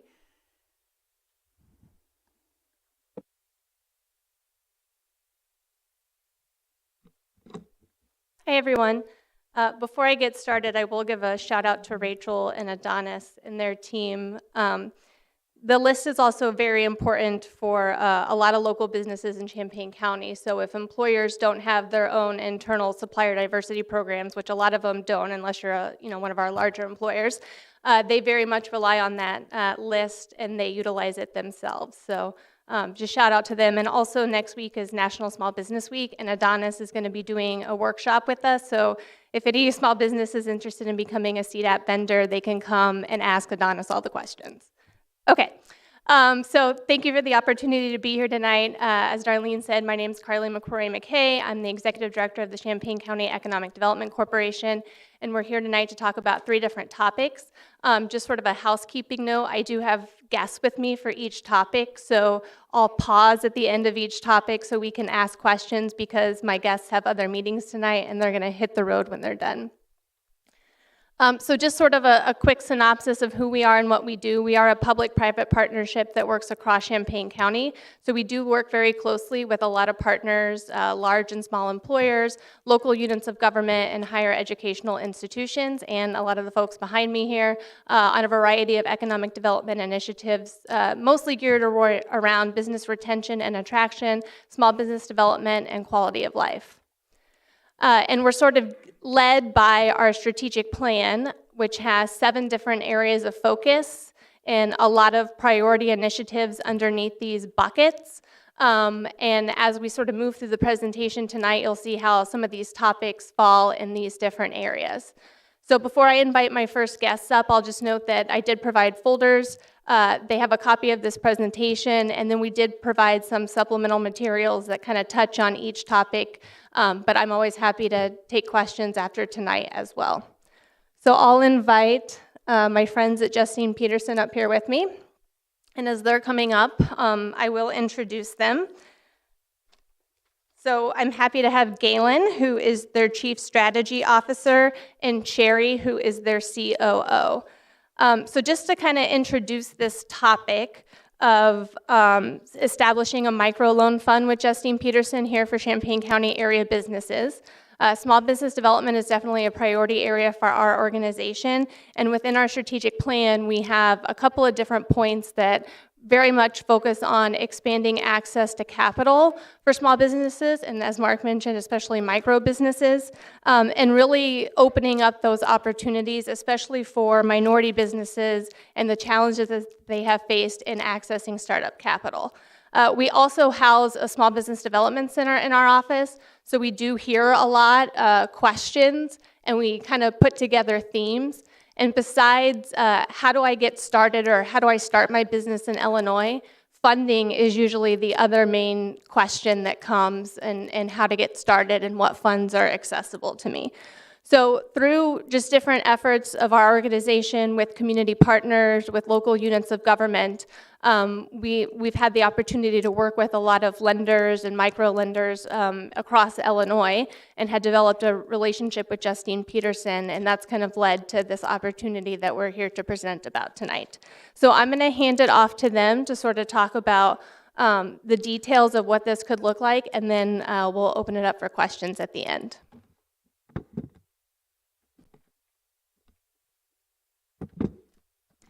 Good evening. I'm Sherry Flanagan Vasquez, and I'm the Chief Operating Officer at Justine Peterson. You can turn the slide for me if you don't mind. Thank you. Justine Peterson was founded in 1997. We're a nonprofit organization, and we serve the states of Illinois, Missouri, and eastern Kansas. In 1996, a mentor of our founder, Robert Boyle, passed away. Her name was Justine M. Peterson. He had worked with her for decades in the St. Louis area, helping banks to develop safe and affordable products that they were committed to do based on the Community Reinvestment Act that had passed in 1977. So she did a lot of advocacy work and was named Social Worker of the Year twice by the state of Missouri. Justine Peterson was a social worker, and I'm a social worker. One thing Galen often says is that Justine Peterson is really a hybrid between social work and banking. So we're a nonprofit lender. We're a certified community development financial institution, which is a designation by the U.S. Department of Treasury. And what that says essentially is that we're a lender. We make loans, we collect on those loans, and we're expected to operate at a break-even standpoint. But we also have a mission of making loans to targeted populations. And our target population is African Americans and low-income people. We also track, census track, on how we originate our loans to make sure that we are originating loans in the most impoverished census tract. And we have a really strong track record of doing that. About 90% of our loans are made to low-income people or businesses owned by low-income people or minorities. And we do a good job of tracking that. Justine Peterson is also a partner with the Small Business Administration. One of our core programs is the SBA microloan program. How that program works, and it's really targeted for the smallest businesses, is we borrow money directly from the SBA, and then we make an independent underwriting decision. If our clients don't pay us back, or who we've chosen to loan our money to, don't pay us back, we still have to pay the SBA back. So that program functions differently than any guarantee program, because if we don't make good underwriting decisions, we're responsible for that capital. And that's how we really cut our teeth on lending, is through the SBA microloan program. We've grown. That program is for loans up to $50,000, but we've grown our need to lend in the community up to $150,000. As we have many repeat borrowers, and they grow with us, and we grow with them. So we're also currently participating in the SBA Community Advantage program. For anybody in the banking community, SBA Community Advantage loan is really a 7A light. It is only originated by mission lenders, and it has a little bit more flexible underwriting guidelines. So we have that flexibility. So we've been around for 25 years. We've originated a little over $220 million. We've grown significantly with the pandemic. We jumped in and did some PPP lending. We originated over $20 million in PPP loans in a very short time. Before that, we were originating about $14–15 million a year. The last 2 years, we've originated about $25 million each year. And then already year to date, we've originated over $9 million. So we're growing because the need is growing, and people are, starting to hear more about us. We've served about 13,000 small businesses over our history, and recently, we've been voted the #1 SBA microlender in Illinois for the past 8 years. So we do quite a bit of volume in Illinois as well. slide. Hi, I'm Galen Gandolfi. I'm Chief Strategy Officer with Justine Peterson. I've been with the organization 20 years, so some people refer to me as Justin Peterson. So tonight you can think of me as either Galen or Justin. I'll answer to either. The numbers that I'm going to present, we presented to Carly, I think it was 3 weeks ago, and already these numbers are larger in the last 3 weeks. And so we've not had a true program afoot in Champaign County, but we've been working in Champaign County regardless. And to date, we've deployed actually now just shy of 500,000, and we're out at about 60 small businesses as opposed to the 57 noted there. And then we also do some consumer finance loans. We call those life loans. That is, they can be an alternative to a payday loan. They can address a life expense. And as opposed to 13, we've done 15 of those. And in fact, tomorrow, we'll close an $1,800 micro loan for a woman in Urbana who was considering a payday loan but found out about our program, and hence we're going to close that transaction tomorrow. So in total, we've done, I want to say now, just under 500,000 in Champaign County. And again, we've been active, for the most part, the last 5 to 7 years. Our first loan closed in Champaign County through a referral through the Black Chamber. Will Kiles has been an ardent and steadfast partner of Justine Peterson for a number of years. And in fact, 80% of our dollars deployed in Champaign County have went to individuals or business people of color. And in fact, going back to a reference point that Sherry had mentioned, we actually had been the SBA's leading micro-lender nationally to Black-owned businesses and female Black-owned businesses for the last 7 fiscal years out of the last 10. And that's competing with population centers that are much larger than where we're based, which is St. Louis and, of course, throughout Illinois and Missouri, not including Chicagoland, I want to mention. We've also had a robust partnership with the EDC, and housed at the EDC, as mentioned by Carly, is the SBDC, the Small Business Development Center. And the SBDC has been a robust partner on business referrals for the last several years, referring clients to us not only for capital access, but technical assistance. We do a lot of emphasis on credit building and raising personal credit scores.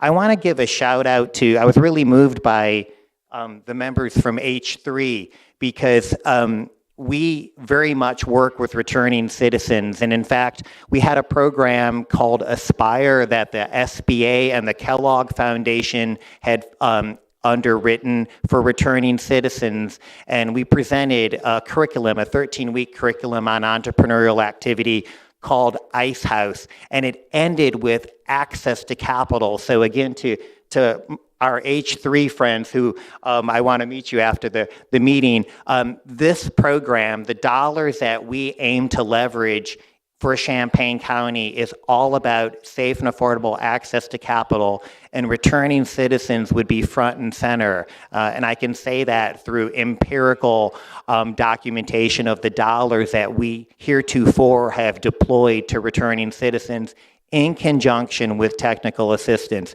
And so again, I didn't know about H3, and I want to learn more, and to know that they had even referenced the need to have a CDFI or even becoming a CDFI someday. That's something that I look forward to in terms of offering tutelage. My last bullet point is that we leverage dollars through primarily bank partnerships, but also private philanthropy and even private wealth. We have actually over 50 bank partners, and when it comes to the Champaign County region, there's a good 3 to 5 already existing bank partners. What does that mean? That means that they want to invest in a community development financial institution to get CRA credit. I'm just going to be honest with you. The Community Reinvestment Act legislates that banks give back, reinvest into communities, and partnering with a CDFI is incredibly low risk for a bank partner. Why? Because we take full recourse. As Sherry mentioned about the guarantee, we guarantee our dollars, not the SBA. And in fact, Every dollar that we deploy in Champaign County, we take full recourse for, which means if people don't pay us back, we still have to pay back our investors.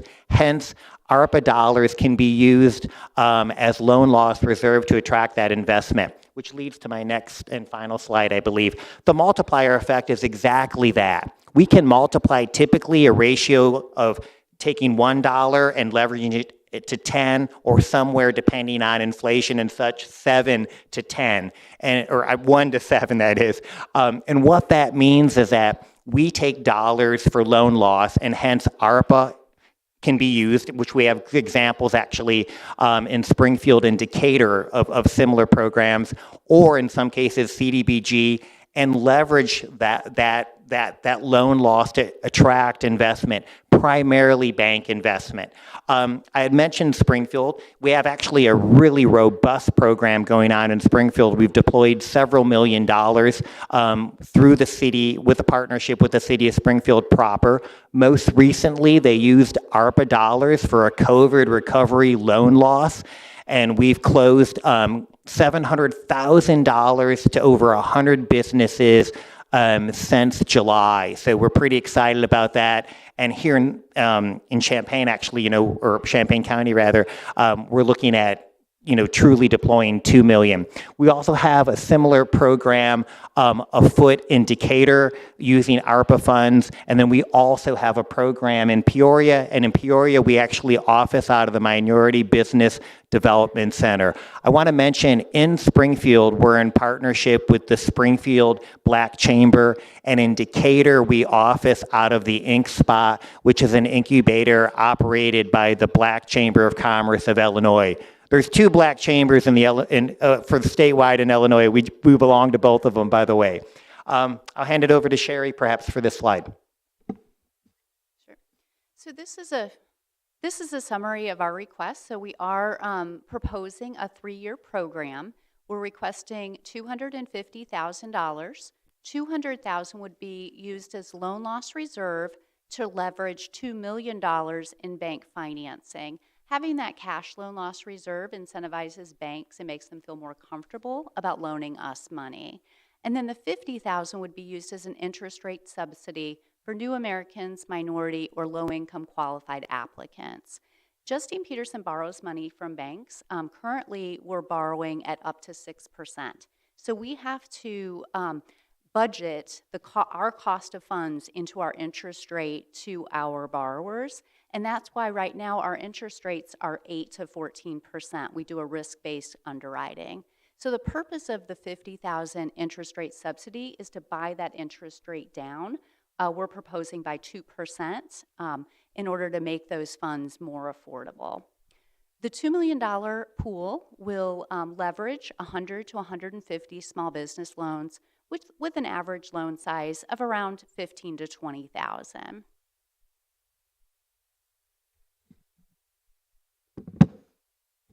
And just sort of to wrap it up before we open it up for questions. So I keep just using the term leveraging money. So, for every $125,000 committed, essentially you can leverage, close to $1 million. So as they said, they've had a presence here in Champaign County for quite some time. We'd like to have a more formalized program so that we can get access to more small businesses and also make sure we're bringing in additional community partners across the county who work with small businesses, those who are entrepreneurs, those who want to become entrepreneurs, to make sure that they all get access. So we'll have a very coordinated effort with all of our partners. We, through our office, also have access to some CARES funding that would help support a dedicated person to work with Justine Peterson and all of us here locally on outreach and technical assistance so that they would be the main point of contact working with Justine Peterson at this company. Our funds can't go to leverage additional money, but they can support the things that we need on some of the admin, the technical assistance, and the outreach side. So we've just sort of been pulling together ideas, community partners, local units of government to try to get this off the ground and have this conversation. And we're excited about the potential that it'll have to impact small businesses here in Champaign County. So I'll end there and open it up for questions. And certainly if you have any technical questions, Galen and Sherry can answer those on the Justine Peterson side. Ms. Carter. Hi, and thank you for this presentation. How I heard about you guys was in the early 2000s through William Cowles. I'm also a part of the Black Chambers here in Champaign County. And I was a little skeptical back then, but to see how much you guys have grown in these last years, this is amazing. I definitely want in for the county. I think this is a nice presentation. I think you will help a lot of small businesses. And yeah, I am just really blown away. I was Councilwoman Carter, honestly, I want to be an open book here. Could you share your skepticism? I want to, yeah. the Angel Fund. The Angel, what was it called? The Angel Fund. Well, I guess it was like, I can't really even describe it, but I know it was so many people that invested into your business, and then That wasn't us, actually. That's a different program. Are you Yeah, sure? yeah, Nope, we that's never don't been do a part of- circle lending in terms of where it's cross-collateralized and such. But I know the program you're talking about is a different program. Oh, so. that wasn't a part of Justine? Correct, Uh-oh, sorry about And that. I'm not pointing fingers, but I'm being real. Oh, okay, okay. Well, I thought that was presented to us at one point with Justine Peterson. I might be wrong, I'm sorry. But even what you've presented today, I think it's a win-win for the small business owners. And I would definitely support this. Thank you. Ms. Lakshan. Sorry, I get a little jumpy when I hear things like payday lending. And I know that that's not what you do. But I just was curious about the life loan that you mentioned. How is that preferable to a payday loan? Do they receive the terms that you have here for the microloan, like with the 8 to 14 and 72 months for that? Or is there something different with those life loans or personal loans? I mean, I would first say that obviously there's been recent legislation in the state of Illinois to rein in payday lending, but you're still looking at rates that are, twice, if not 3 times of what the life loan would offer. And in fact, prior to legislation, as we know, there was no cap. And in fact, I mean, if you looked at APRs, that is adding in fees, it was even that much more excessive. And again, I won't get off on a tangent here, but some of us may know of what went down in Bloomington Normal years ago, right? Where I can't even keep track which city it was, but either Bloomington or Normal, right? Outlawed payday lending, so they just went across the city line to the other. And we have Twin Cities here, obviously, as well as an example, perhaps. Is that the terms, though, for a life loan? I wasn't sure. It's the microloan product description matches what you would offer for that? Correct, yeah. Now, don't get me wrong, there's a chance for actually, the interest rate goes down with a credit action plan. And one thing I think maybe we've failed to explain tonight is that how much emphasis we put on credit building. And I didn't talk about my bullet at the end that I talked about a 700 credit score Champaign County. I know that sounds lofty, but we put credit building as the front and center in what we do, and we feel that that's how you empower not only individuals, families, and neighborhoods, but counties, as a whole. I might also tag on to that too. I don't have the flyer in front of me, but the flyer does list other services and lending arms that Justine Peterson does provide. We've just been focused on the small business angle in our office and obviously for the topic tonight. But certainly they've worked with municipalities and stuff in the past, including the city of Champaign, on some housing programs. And the other thing, just to kind of hit Galen's point home, is we're really focused on the wraparound services that they provide. So it's not just offering that loan, but it's actually working with that individual or that business to make sure that they're doing all the credit building that's necessary through technical assistance. Mr. Williams. So the $250,000 ask, is that just from Champaign County, or is that what you're asking from the community? Just Champaign County. And are you going to ask the cities, are you going to make an ask of the cities as well? Yes, we're in discussion with other local units of government about different programs that they want to provide, and we're trying to work in coordination so that You know, if the county offers maybe one specific loan and other communities come on at different times, that we might offer a different type of loan portfolio in that community when they come online. Different communities are going to be maybe pulling from different funds, so not everyone might utilize their ARPA funding. They may pull from general funds or CDBG, but we want to get something established and rolling, and then work to add on other partners as we continue our relationship with Justine Peterson. And then, so I'm just hoping for a little clarity. Justine Peterson offers several different programs, but this ask is specifically in partnership with the Champaign County EDC with their small business type loans. So the Economic Development Corporation doesn't actually do any loans out of our office. We just do a lot of outreach and technical assistance for different programs. But we do have access to funds where we could support the admin side of establishing a formal program and a formal relationship with Justine Peterson here in Champaign County. And Justine Peterson does have other different types of funds and loans that they could offer in areas of things like housing. But for the purposes of this ask, we're focused on a small business product that would then result in the goal of 100 and 150 small business transactions. Okay, I just wanted to clarify. So you're asking for the business side, not the consumer side, for this particular ask.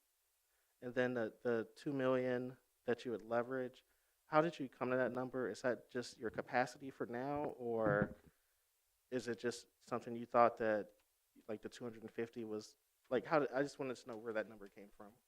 Yeah, so part of that's based on the 200,000 loan loss reserve. That's a typical reserve for a $2 million loan. The $2 million loan wouldn't come from one financial institution. We would be approaching multiple bank partners, but that would serve as a cash loss reserve for that amount of money. As we approach others in Champaign, we would be expanding that pool, because I do feel like there's demand, and I feel like we have the ability to deploy more than that in Champaign. Oh, no, that wasn't quite my question. My question was, like, why was that the pool number you chose as opposed to a bigger or smaller pool? Why was that the ask? Yeah. Yeah, so we were just sort of working with this idea, this baseline of essentially 125,000 committed as a loan loss reserve could leverage up to $1 million. We just thought that this was a good baseline to start. Certainly, if there's interest in putting more funds for the loan loss reserve to get a higher number leverage, that is absolutely on the table. Thank you. That's most definitely on the table. But quickly, I want to apologize for confusion of business lending vis-a-vis the consumer lending. In fact, Councilman Williams, this is exclusively for business lending, but those in need of something like a payday loan alternative will be bringing those dollars outside of from this pool to make that happen. In fact, the loan closing that I mentioned that's happening tomorrow is independent, obviously, of this loan fund. So we're still going to offer those services even if they're not being directly funded by this initiative. Ms. Rodriguez? Thanks. So I have a quick question.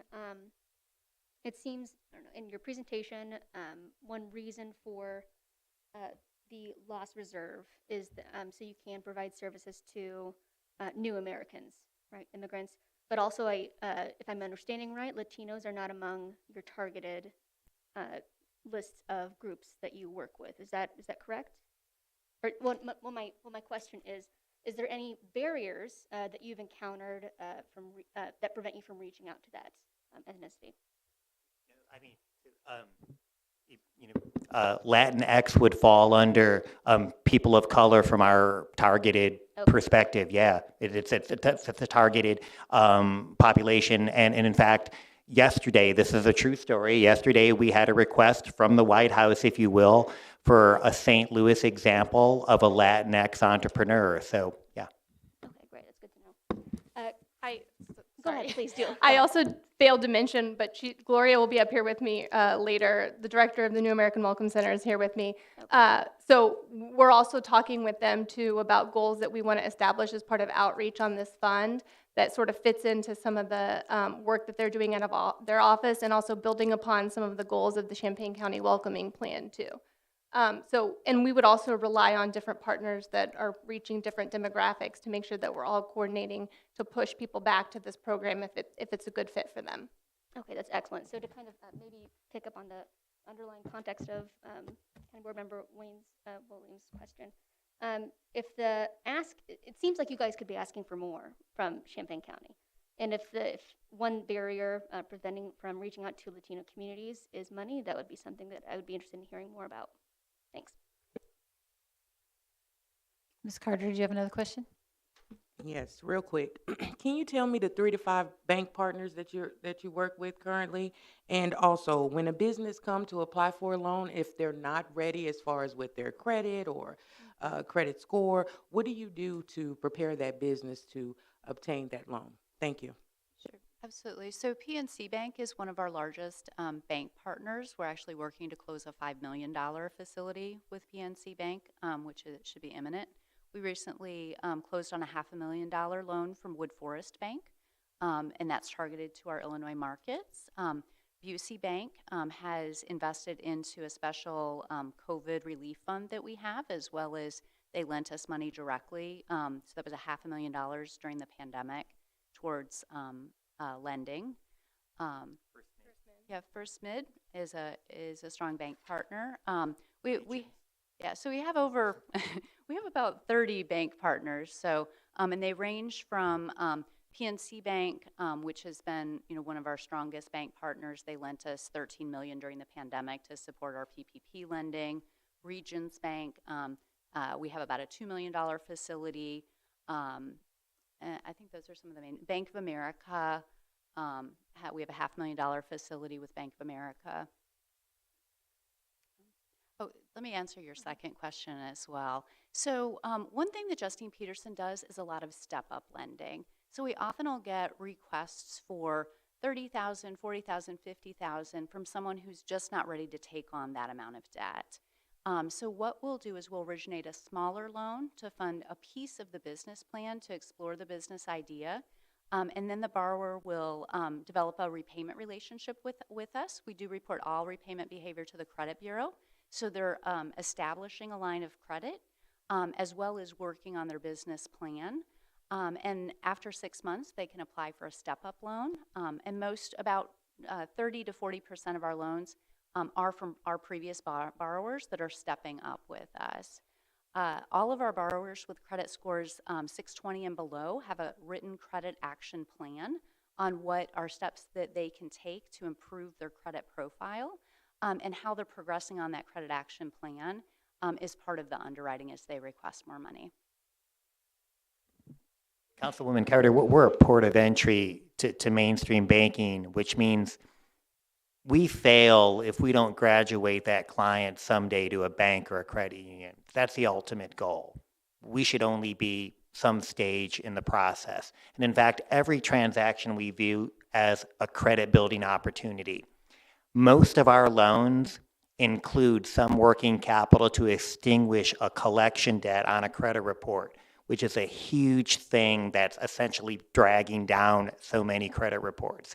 And so it goes beyond merely access to capital, but making sure with surgical precision that we're addressing personal credit scores. I'm talking about personal credit scores as a business credit scores. Why?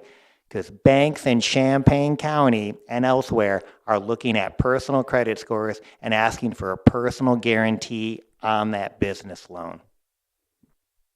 Thank you. And I wanted you to mention those banks because I think small business owners need to be doing businesses with those banks that have partnered with you. So thank you. Mr. McGuire. Thank you. Thank you for the work you're doing for the businesses and their business support. And personal loans, title loans, around our house, they call that the grandpa loan, which it is nice because some people don't have that option, and so I know these programs are important. A discussion's been made and questions asked about how much money this should be. Do you have an idea of what kind of demand you're going to have for loans in the county? We'll start with that question and a couple other comments. I know this sounds gregarious, but the demand, unfortunately, is unabated. Unfortunately, it's unabated. You can't put a, I could bring the friends up from H3 to talk about the demand for capital that's not available to those in need. So again, this is based on a 20-year history with the organization. You know what we're short of? Capital to lend, not clients. Unfortunately, for the health of the community, it'd be a good thing if we were short on clients, because that would mean mainstream finance is satisfying their needs, but they're not. And so I'm just telling you that I think demand, unfortunately, is quite significant throughout Champaign County. And I need to mention we do a good amount of rural lending. So our program is not merely an urban phenomena, but we do a good amount of rural lending. So, so what is the failure rate of the loans? Yeah, so right now our historic loss rate is about 7.5% to 8%. Now, a banker might think that's high, but it's a 92% success rate, which is still an A. We do only originate loans to people that are denied bank financing or be it based on their credit profile wouldn't qualify for bank lending. So that's why our loss rates are where they are, and we do budget to that, and we underwrite to that as well. I didn't want to make sure you're aware that the county also has a returning citizens program. So if we'd be able to make that connection with reentry program in Champaign County, that would be helpful. And then last, when we're talking about loans, RPC has an economic development program that provides loans also. And I don't know that that is really used as much as people think it would be. Can you touch on that and the connection? And we have been chatting with and involving Kathy Larson in these discussions, who oversees the various RPC loan programs. Part of all this, too, is making sure that we're not duplicating efforts of things that already exist. And sort of speaking to the ask about the financial institutions, too. Obviously, Justine Peterson, as they said, they already have some established relationships, but once we sort of get some traction on this and work towards launching, the goal is to bring in additional financial partners too, some of which are already involved and have relationships on the RPC side, so we can make sure that all these things work together. I'll just quickly add, Councilman McGuire, that, and for the rest of the council, that a revolving loan fund, which I think you just specified, we have actually numerous examples where we've partnered and done gap financing. So a revolving loan fund, be it county or municipal in nature, lends this much. In fact, we just closed on one in Peoria County 3 weeks ago. Peoria came at this amount. They needed a gap, and we brought that gap in through the microloan. The county won't fully lend 100% of the requested amount, so they have to find a second, I guess, lender to go along with that loan. Okay, any other questions, Mr. Storr? Thank you for coming and for excellent presentation. It sounds like a very good program that look forward to incorporating with some of the partners already in the room and others in the community. One of the things that I've been told is biggest problem is for young businesses. They may know how to do whatever work that they do, but operating a business in a way to actually meet expenses and produce a profit is a real, can be a real hurdle, because it's not necessarily intuitive. And I understand that you kind of provide some assistance in that way. Could you elaborate a little, please? So we provide technical assistance in conjunction with other partners, specifically SBDC, Small Business Development Centers, which you have one here in Champaign County, but they're also, throughout the state of Illinois, actually throughout every state. We also work with the Service Corps of Retired Executives, SCORE. And they're a mentoring service, and it's a free mentoring service. Well, it's tax subsidy. I mean, your taxpayers actually pay for it, so it's maybe not free from that perspective. But we also then try to partner locally. And I think here in Champaign, we have the opportunity already with the Black Chamber, but I'm excited tonight to know that there could be another partner with H3 and similar organizations. Yes, we would want to make sure that we're providing not only wraparound services with them, but wraparound services with partners in the county as well. Thank you. I was told that SCORE wasn't especially active here. Did I have that wrong? The closest SCORE official kind of office or chapter is in Decatur, but they're funded by the SBA, and so different kind of SCORE offices exist throughout the state, as well as small business development centers as well. And we all sort of work together anyways. Okay, so somebody might be partnered with someone in a different area then. Mr. Williams, did you have one more thing? Yes. It's for Justine Peterson's representatives. Take your average client that you do a small business loan with, and say they want a loan of, I'm just gonna throw a number out, $12,000 to start a Cherry Coke vending machine, and you know it's gonna be profitable because they're gonna put it right outside of my office, right? So this is gonna be definitely profitable. But they're one of your average clients. How does your interest rate compare that you can offer through a program like this compare to what that same average client would get from a traditional bank? First of all, I want to tell you that I know of 3 different clients that we've done vending routes for, truly. And it's hard work because the big machines, you have to have, a lift on your truck and what have you.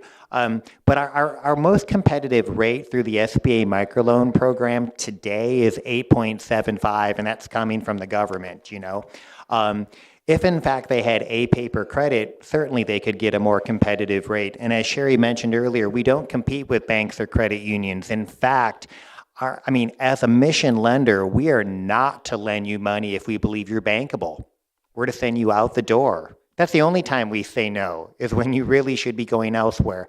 But I do need to say that there are instances where we've denied loans. We can't lend to everyone. We still have prudent underwriting, but we try to say yes as opposed to saying no. And as Sherry mentioned earlier, it's about step-up loans. I was a Boy Scout, so I get out a whittling knife. And if you come in asking for this, 45 minutes later in our discussion, maybe we can agree on something smaller to take a baby step, build a relationship, pay us back for 6 months on time, build your credit score, and then step your loan up. So again, it's this incremental process, and it's all about building your credit score along the way. Quickly, I want to mention this. We're clinical in our approach. This idea of social work and banking coming together. We don't have loan officers, we have loan counselors. So the whole idea is to create a relationship, look people straight in the eye, and not just be platform driven. The pandemic had a big impact, right? But that's why we're here in person tonight, and that's why we want somebody on the ground at the EDC, also working with Will Kyles on the ground, meeting with people, shaking hands and looking at them straight in the face, and inserting humanity into banking, to be quite honest. And that offends my bank partners, but it's the truth. Let me just add to that, because I think part of the question was what types of rates do our clients qualify for? Most of our clients don't have access to capital. Our average credit score at intake is about 575, which means even a credit card, how a lot of small business owners start with using their credit card debt, and a lot of our clients at intake they qualify for a secured credit card, or a credit card with a $500 limit, and so they don't have that access to that limit. And if they did, the interest rate on that would be about 18 to 24%. So that's just on credit cards. So there are a lot of online lenders, business lenders out there now, but those rates are typically in the 50%. So our clients just don't have access to affordable capital outside of the products we provide.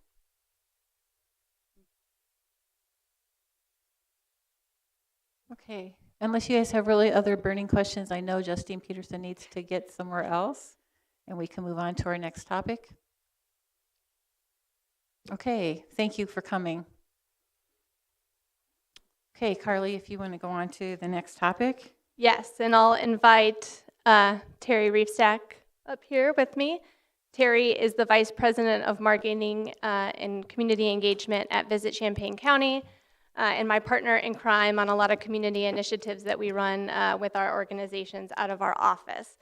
So we're here tonight just to talk a little bit about talent attraction and our efforts here and why it's so important for Champaign County to keep focused on this, and sharing a little bit about what we've sort of done to date, but also what we'd like to do to make sure that we're continuing to help our businesses be successful by finding and talent and then filling jobs.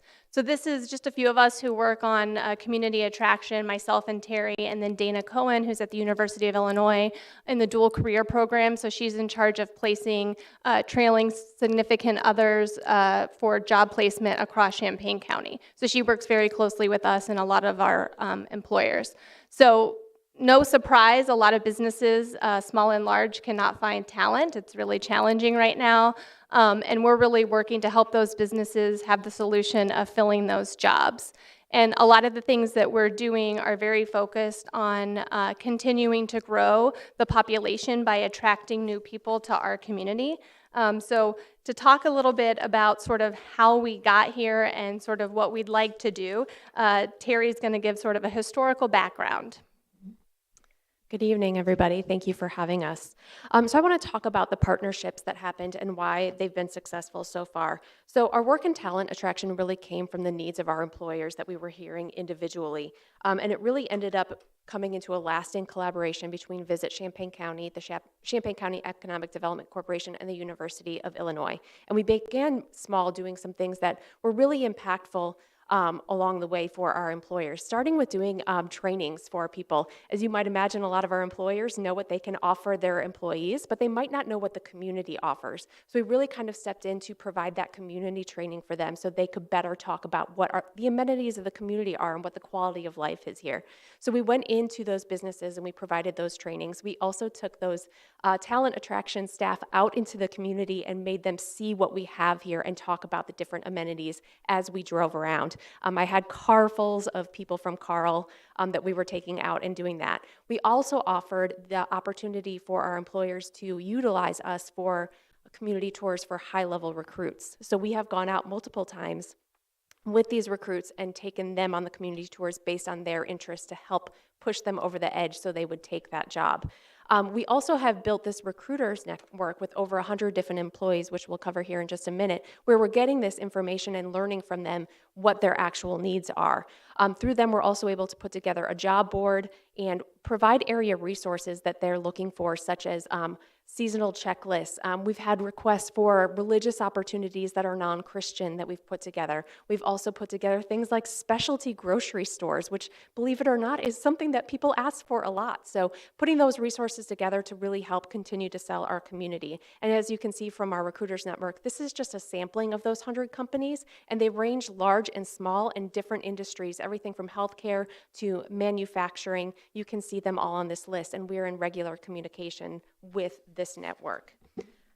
Sorry, I just wanted to jump in and note too that all of these resources and the programs that we're providing aren't to replace anything that our small businesses or to our larger employers are doing. It's to enhance it and complement what they're doing. As you know, each business has a very different hiring process. They have their own onboarding, their own application process, and so we were very intentful about making sure that anything we're building, we were talking to them about making sure that it would complement what they're doing and it would be an add-on feature to their own processes that they have internally. So our most recent launch within this sphere is the Shambana Welcome Crew. We launched this in August last year.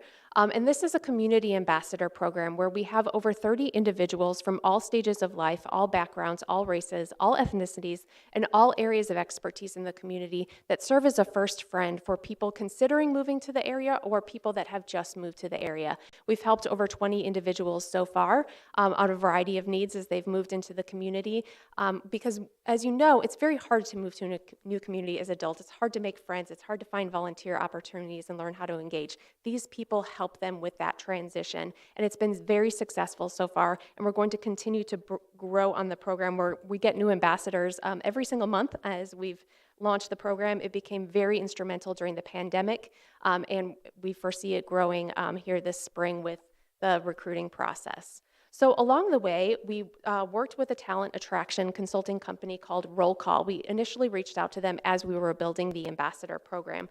We reached out to them because we really needed some assistance kind of doing an evaluation from our community from an outsider's perspective of what our assets are and what our talking points should be in this sphere. So they came to our community and spent over 4 days in the community talking to our employers, talking to our employees. They were out at our restaurants, at our shops, talking to our hospitality staff. They talked to our board of directors, each of us individually, and really kind of learned what our challenges are, what our assets are, and what we should be saying as we're talking to people in the community. And you have the full report in your packet, and I highly encourage you read it. It's very interesting about what their takeaways were from our community based on those conversations. But you can see up here on the slide some of the main highlights, and I think the one that stands out the most is low barriers to entry within this community. And the programs that we're hoping to launch as we continue this process continue along those lines of those low barriers to entry. So we'll continue on to some of the recommendations that we want to take from the report, so which is what we're asking for today. So one of the things that we've been doing as we've, as we brought in Roll Call to take a deep dive is we spent many years having conversations with communities across the country about what they were doing, what worked, what didn't work, to make sure that we were doing it, the right things in sort of the right order. And so you've probably seen in the news from time to time that there are like communities who pay you $10,000 to move there. But what we actually found in a lot of those communities is that once they get their money, or during the process of getting their money, they're not actually that engaged in the process. And there's not sort of a layer of intentional networking or intentional programming that exists to make sure that they're happy and they're successful when they move here. A lot of those programs are just solely driven by numbers, the number of people that apply, the number of dollars that they were able to give out. And so we've been really focused on making sure that whatever we're building is truly authentic to Champaign County, and it makes sense based off the assets and the resources that we have here. So as you'll see, these are some of the recommendations that were advised and that we're focused on for building next steps of what we'd like to do with all of these programming. So we're seeking one-time funding to help build upon these results, and really with a focus of assisting businesses in pandemic recovery and filling jobs. So the number one thing that we would like to do is a community job application, which is exactly what it sounds like. We've all been through the process of applying for jobs and struggling because we're tailoring cover letters and resumes and everything based on who we're talking to, and it's an overwhelming process and oftentimes unfruitful. So the community job application really simplifies the process and allows us to get information from a person one time in a very basic, easy format and distribute it within our community. This is being done in some other communities. Carlsbad, California is one of the examples that Roll Call is currently working with successful results, and we have a live sample of this, and so we'll provide an electronic presentation of this so you can click through this yourself and just see how simple this process is. So this is a one-time funding project. It's a very turnkey solution, so upon getting funding, we could have this launched within 6 weeks, so it's implementable very, very quickly. So I'm going to walk you through the 3 very simple steps as part of this application. The first one is very basic and just really collecting the information that we need to get started. Their name, their contact information, and what they are looking for within a community. So this is really as basic as it gets. They're not providing any demographic information if they don't want to, and all of these forms are very customizable. So this is really just the starting point where we get the most basic of information. And then we move on to the next part, which really is the job part of the application, where you're talking about what industry you want to work in, what job type you want to have. And then are you currently in Champaign County, or are you from outside Champaign County? And if so, are you willing to relocate, and what's the time frame for that? So this application, while it is for talent attraction and you often think outside of the area, it is also available for people in this community already that are looking for employment or looking to make a move or to, enhance their current career. And then finally, we're looking at the community component. So this is where we ask people, what do you want in a community? What amenities, attract you to a community? Is it outdoor recreation? Is it arts and culture? What is it about a community that you want to see? And the information that we would be collecting on this page would feed directly to the Chambana Welcome Crew information that we're collecting, so we can easily connect these people with our ambassadors based on that. And that's it. Those are the 3 steps that go along with this application. It's very simple and very easy and straightforward. And I forgot to mention on the job portion, they are able to upload their resume at that point, so then they only have to submit that one time. So what happens with all this data is it goes into what we'll call a talent roster, where all of that data that's collected goes essentially into a spreadsheet that we can sort by any of the data that's collected. It also takes the information into the subgroups of the different industries that people are looking for, so that we can take that information and easily send it to our area employers and say, these are the people in your industry that are looking for jobs. They can review that data, they can review those resumes, and they can contact those people to directly to then finish their hiring process. It makes the talent attraction portion of their jobs very simple by literally spoon feeding them people who are looking for jobs in our community, making it very simple. We can also customize these forms based on the needs of our community at that time. Whether we need healthcare jobs, manufacturing jobs, hospitality jobs, we can create simple applications for those specific industries. So it's and tailor our branding efforts or our marketing efforts specific to those, so that we can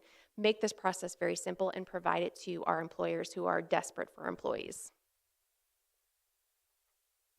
So part of the reason for doing this is in some of the research and just in the conversations that we've been having is some of the main things that we hear as far as feedback and decision making is 1, the time that it takes, and sometimes that's a really long time, and then 2, just ease of the process. So the more sort of steps that we can cut out and the easier that we can make it on the talent that is looking at our community as an option, the better it'll be. So just a couple of things, and I'll fly through these really quickly, is obviously we would tie this into existing and then build upon new branding and awareness campaigns that we run out of our offices and or together. We would also look to build out different incentive programs. So as Terry said, everything is very customizable. So depending on the employer that we're working with or the immediate needs of our community, we can look at different sort of target, whether it be job titles where we need a lot of CNs, and really sort of focus our efforts and build out benefits that are truly representative of our community instead of giving out cold hard cash. So we always like to use the example of maybe somebody gets, a year's worth of Kraft mac and cheese or something like that, but something that's actually truly authentic to who we are here in Champaign County.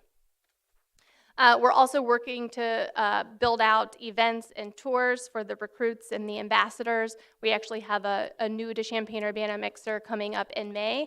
And the reason why this is important, especially not only for new talent, but we're also focused on those who moved to our community during the pandemic and haven't felt as connected. So we want to really make sure that they can get connected and that they're happy and they do want to stay here.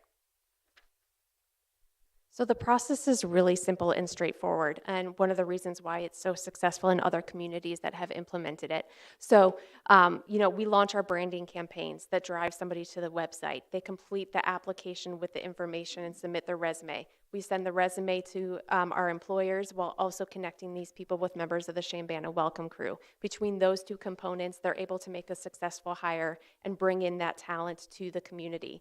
Once they're in the community, we bring them to our welcoming events and our mixers so that they can start to network with other people and meet people and feel connected to the community right away, and also take them on familiarization tours within the community. And then they have a positive experience from day 1, and then they're going to share that positive experience with their friends and family and other workers that they know that are looking for a job. And then the process just continues to reinvent itself, so it is sustainable and continues to grow through this process. So these are just some of the things that we're looking at for launching the new programs that we're interested in. And obviously, our two organizations are also going to be dedicating our own resources and staff time to this. And then one of the really important things too is that we're constantly working to adjust the programs as necessary to meet the needs of local employers. So, you know, we'll constantly have opportunities for feedback on the recruits that we're sending from the talent roster. We can make adjustments as we need to really make sure that we're being as responsive and as reactive as we need to be. So these are just, again, just to recap some of the things that we've talked about tonight, some of the goals that we're hoping to achieve. But I think one of the most important things is, you know, everybody talks about the challenges of talent and finding talent and just getting job applications. And it's not just our employers competing against other employers, not just, you know, here, but I mean across the country. It's also cities and areas competing against each other. And so this landscape just continues to get more and more competitive. And we want to make sure that we stay and remain and move forward in our own strategies here to really, at the end of the day, support our local employers. All right, I'll back up one. That's the end of topic 2, and we'll open it up for any questions that you might have. Ms. Rodriguez. Mine is more of a comment. Just want to say I really appreciate this kind of holistic approach to increasing talent in Champaign County and the ambassador program especially. Among my friend group, it is highly sought after. People are very excited to be ambassadors in this community. So thanks for this presentation.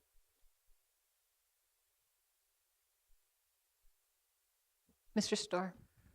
Real quickly, do you think that you could use some of this to help us find some of the folks that we need for our open positions in Champaign County, please? Yes. So he's referring to the fact that the county itself has vacancies and sometimes have a hard time filling them. Yeah, absolutely. And it's, again, wraparound effort. So for any of this sort of stuff to work, we have to sort of have a base layer of things, and that includes things like the job board, the Chambana Welcome Crew. And so we're constantly working to make sure that those resources exist and get built upon so that we can continue to roll out and be competitive in some of these new programs. And the other thing I'll just mention too is, you know, we've talked to a lot of areas across the country. This can't exist in every single community or even geographical area. It really takes, you know, very specific coordination, working together across the county with a lot of partners, making sure that, you know, business associations are hosting, you know, promoting networking events and happy hours and all that kind of stuff. And that is truly what makes all of this successful. So, you know, we're constantly looking at ways that we can continue to build, but ultimately the goal is, yes, to fill those jobs, including those at Champaign County. Ms. Carter. This is very impressive. I mean, like you said, the partnerships, the collaboration, that's what makes the program. So this is awesome. Is there like a targeted number that you seek as far as new people moving to the Champaign-Urbana area, or is there like some numbers that you can share with us, like how successful this has been in the past? Thank you. We don't have specific goals outlined just yet, but in talking to Roll Call, working with a couple of the other communities, Carlsbad just wrapped up their first year of this program, and it was so successful they're building off of it for year 2. They didn't have exact numbers that they could share with us, but I got to back and look at their system, and they had several hundred people within their talent roster, which is pretty impressive. It's obviously a much bigger community than we are, but I think it shows that it's a viable tool for them. And Winona, who's one of the people at Roll Call, shared off the cuff that they hadn't done a lot of marketing and promotion outside of it. So I think, you know, with the marketing that we have available here in the community, I think we could be very successful. We also make sure too, so sort of similar to the packets in front of you. So all of our employers that engage with us, whether you're small or large, you get access to all of these sort of promo materials so that you're building them into your own packets or your own conversations. And oftentimes they're going out and making the pitch to the talent for just their company. and we're just constantly working to sort of build some assets that are more sort of community focused to complement what they're doing. So they all get free postcards and flyers and all that kind of stuff. And we roll things out pretty frequently, if not definitely quarterly, but oftentimes more. Thank you. Ms. Straub. I just want to say, as someone who has relocated with my family multiple times, this just hits the nail right on the head. What a great idea! Thank you for doing it. I know, some of my friends do have some trouble recruiting folks to come out here on the prairie. Once you're here, it's the best place to be in the world, right? But it's a matter of enticing people to get here. And this program is something that could really bring, some of the best to our area. So thank you very much.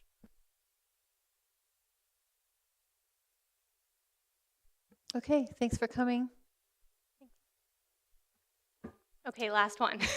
All right, so this is more of just info sharing, but also an ask for consideration relative to our immigrant population. So I'm going to ask Gloria to join me up here, please. Gloria is, as I mentioned earlier, the director of the New American Welcome Center, and we get the opportunity to work together on many things, including the Champaign County Welcome Plan and other efforts. So I'm just going to touch briefly, because I know that there's definitely some interest maybe in establishing some small business grant programs out of the county for small businesses in the area. Our office, both on the side of the EDC, but also our Small Business Development Center, of course, does a ton of work in this area for small business grants.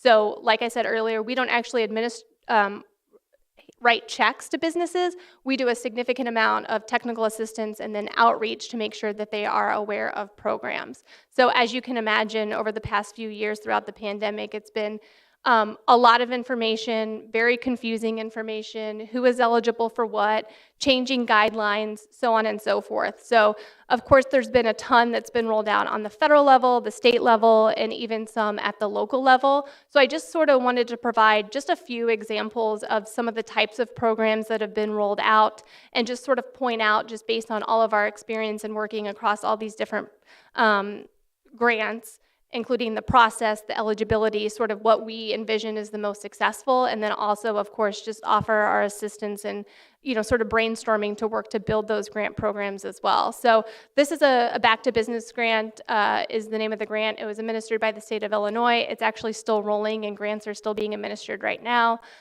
We were a hub, a community navigator hub, and actually Gloria in the chamber behind me, they were spokes as part of our hub working with us to offer technical assistance and outreach.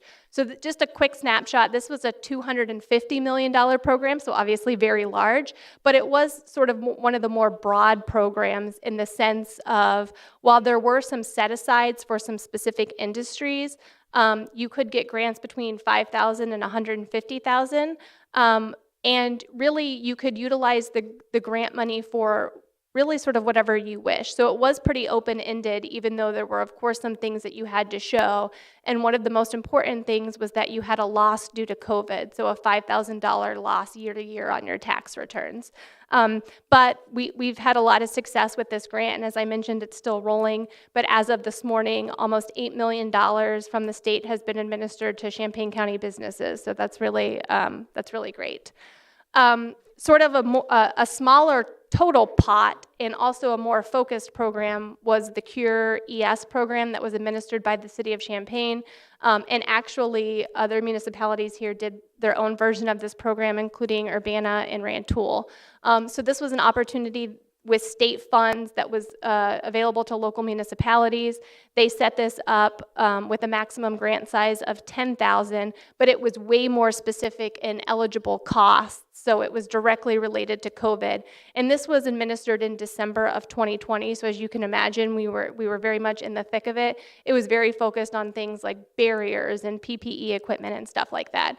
But it had, of course, its own program requirements too. But I think this is probably one of the most important ones, is just sort of how we feel these are some of the things definitely to consider as grant programs are being developed, and things to take into consideration. And, we also do a lot of coordination, like I said, with municipalities and partners across the area. So we want to make sure that there's not duplication and that we're all working together to sort of make it all make sense so that we can provide the most value and utilize the money as best it can be. And so as considerations are being made, we'll definitely, encourage you and work with you to take into consideration grant programs that we know are going to be coming from different partners, including the state of Illinois. And we'll work very closely with our other local municipalities as they may stand up their own grant programs too, whether it's utilizing ARPA funds or not. And as I mentioned, we also have some funds that allow us to have some consultants that could work directly with you on this project to sort of figure out what this should look like and then standing it up too. And then, of course, if there's interest in like a third-party administrator to actually review the applications and then process the checks and get the money out, we've worked with several across the state of Illinois, including agencies like Allies for Community Business that often does a lot of the state programs as well. So with that, I'll hand it off to Gloria, because I think one of the things that came out of the Champaign County Welcoming Plan, I was able to co-chair the group of Economic Integration and Employment, which focused on a lot of small business activity, and some of the things that we saw that would be really helpful to immigrant-owned small businesses in our area. Thanks, Carly. Good evening, everyone. So each and every day, the New American Welcome Center, together with partners in this room and outside of this room, like the EDC and the City of Champaign, work to make our community a place where immigrants can really thrive and flourish in terms of equitable access to services, to economic opportunity, and also to meaningful belonging. And so I'm here today to ask you to consider allocating some of the ARPA funds for immigrant entrepreneurs and businesses in Champaign County. Over the past 5 years, we have partnered really closely with the EDC to make our economic development strategies more inclusive in Champaign County, from providing information about the economic and demographic impact of immigrants in our community. One of the data points is on the slide in front of you, to facilitating conversations with stakeholders about challenges in entrepreneurship and in workplace development. You can go to the next one. The immigrants represent over 1 in every 5 business owners in Illinois, despite only representing about 1 in every 8 residents. The state statistics pretty closely match our local. Immigrant entrepreneurs are key drivers of the Main Street business economy. So whether we're talking about restaurants or grocery stores or cafes, laundromats, etc., as well as high-tech firms.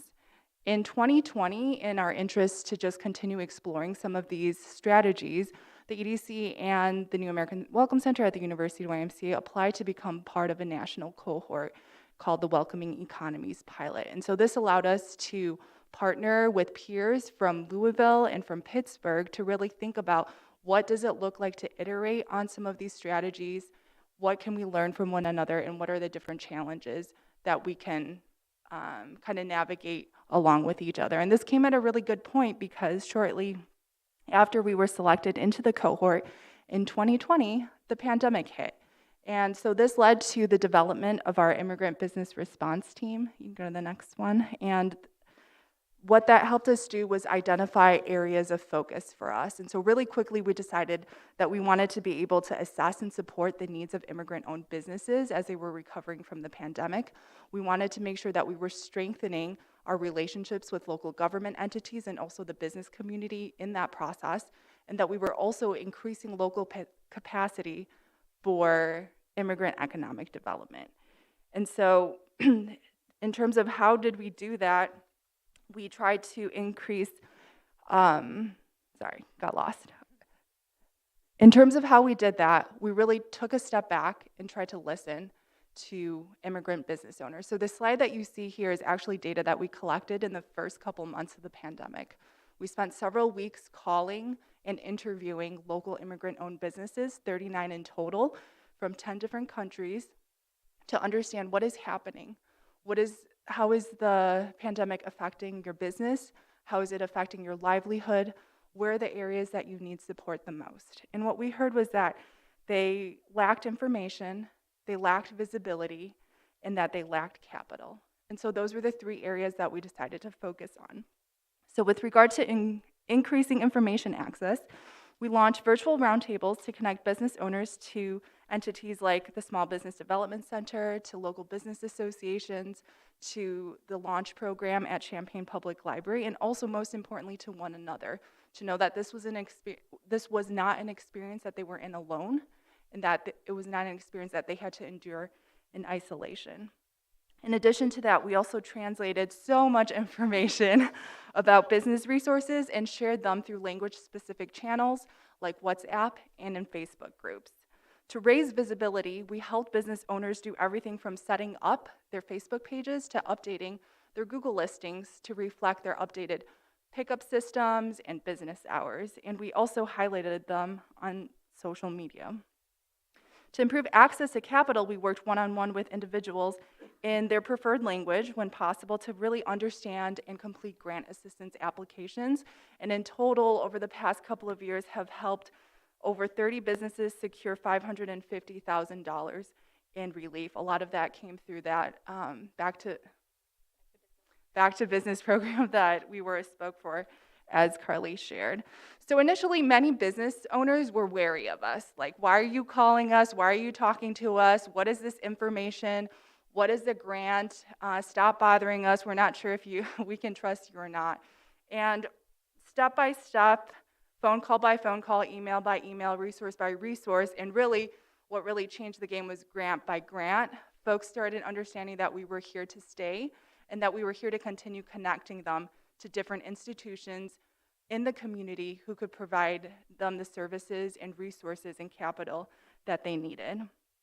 So I think that there are 4 strategic areas that ARPA funds can be invested in the coming year to specifically support immigrant-owned businesses. We've bridged some of these challenges, but I think these 4 areas are areas that aren't currently covered by other opportunities.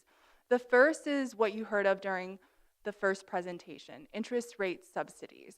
So separately from that initial survey that we conducted with 39 businesses at the onset of the pandemic, we later conducted one in fall of 2020 to kind of assess people's appetites to take out a loan. We knew that people were okay with taking out grants after they understood what a grant was, but with loans, people were a lot more skeptical. And so we surveyed 34 businesses, and out of the 34, let me double check,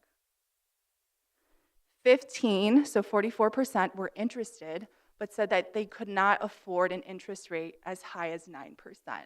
And so I think that interest rate subsidies to buy down the interest rate is really, really critical if we are really to make sure that there is an accessible on-ramp for local immigrant entrepreneurs and other minority-owned businesses to step into the loan process for the first time and to build wealth and to build credit and to really get the resources that they need for their business. The second item is business association membership. So we were able to hold those virtual roundtables, and that was a good space to create, but that's not really the space that we need to hold as a New American Welcome Center for the long term. There's the Champaign Center Partnership, there's the Chamber of Commerce, there's a lot of other entities and organizations in the community that are bringing together different immigrant or different business owners already and provide a lot of awesome supports and training. And we just want to make sure that people have access and on-ramps and entries. So if we could, for example, pay for a cohort of immigrant business owners to become members in local business associations for a year, and also pay to offset through small subsidies training costs for development workshops, I think that could go a long way in terms of introducing them and bringing them to the table in spaces that they don't necessarily currently feel comfortable at. Similarly, advertising mini grants, we can, plug a business on social media and on our Facebook page, but that's only going to go so far. A lot of businesses are looking for resources to increase their presence on social media and also in print publications or just, around their facilities, on their websites, etc. And so having mini grants for advertising would be really, really helpful. And then finally, we have been working for a while and have not had the capacity to fully execute a business directory of folks who would not only are immigrant-owned businesses, but also entrepreneurs, skilled professionals, and community organizations who cater to the needs of immigrants in the community. And we think that this is a really important project because we have seen the benefits that it's paid off in other communities, like the city of Louisville, where you can have a centralized directory that people can, kind of like, you know, that countywide CDAP list that Rachel was talking about, that people can readily reference to and benefit from. So last July, I came before you during a study session almost a year ago on the challenges and needs facing immigrants in the community and how ARPA funds could be allocated to meet those needs. And at that time, I was asking for support for the implementation of the welcoming plan, which had not yet been published. It's in your packet because it was released last September, and we're really, really grateful, the New American Welcome Center, along with a coalition of other immigrant agencies in the community, to have secured $250,000 from the county in ARPA funding to really invest in language access and mental health challenges facing immigrants. And so I'm back here today to ask that you do the same with regard to immigrant entrepreneurs. Thanks. Questions for Gloria? Ms. Carter. Thank you. So just from talking to some business owners here in Champaign County, I think my question is, I guess my comment is, some of the businesses, they went and sought after funding in the beginning of the pandemic, and then it did not last during the whole pandemic. So my question for you is, if a person has once applied for your program, can they then come back and apply again as far as the grant, the Back to Business grant? Thank you. So I was just more so providing those as examples of like what could be done. That application window is actually closed, unfortunately. But I do think that that is a really important point of when new programs are stood up, taking into consideration the timeline of other programs that have rolled out. There were a lot of reasons why businesses just didn't apply for some programs, and as I said, the regulations kept changing. In the beginning of PPP, the IRS was releasing new guidance almost every day. And so there was a lot of hesitation and just, you know, people being scared to get in trouble down the road. Plus there was just a lot of confusion. So there's people who just flat out missed out on opportunities because of that. There could be other things like they were ineligible. But I do think that's important. And one of the other things too, and I'm happy that some of the programs that are going to be coming from the state of Illinois are going to cover this, but there's also businesses who had started in 2020 before technically the pandemic started, or they started after the pandemic, who have basically been ineligible for any sort of program, whether that's the federal, state, or local level. So there are going to be a couple from the state level that focus on those businesses that started in 2020 or after, but that's definitely something I think to take into consideration too, is those businesses who just haven't received any sort of assistance this entire time. Thank you.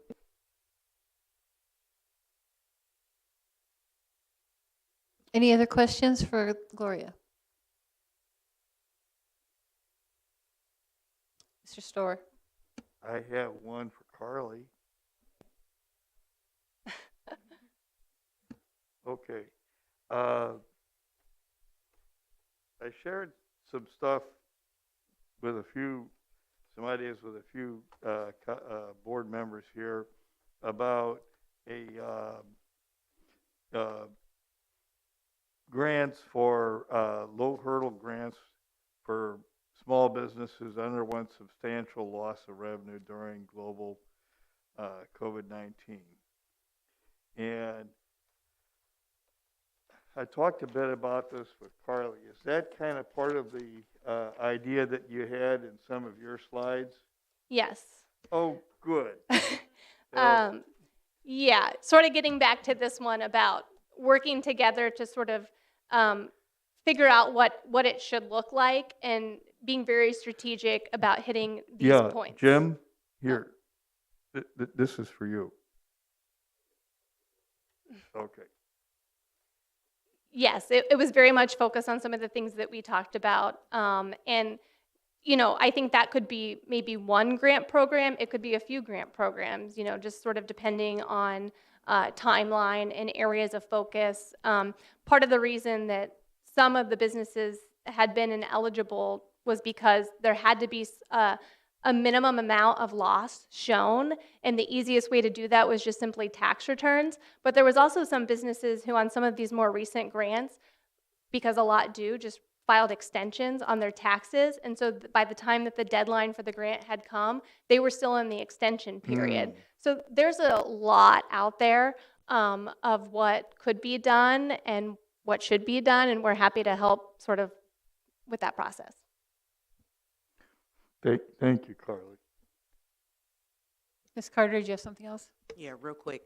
Something else that I wanted to address. As we were meeting with some business owners, one thing that they mentioned was some business owners are behind in rent. And so there really hasn't been a program that addressed, you know, residential, you know, mortgage programs have been, you know,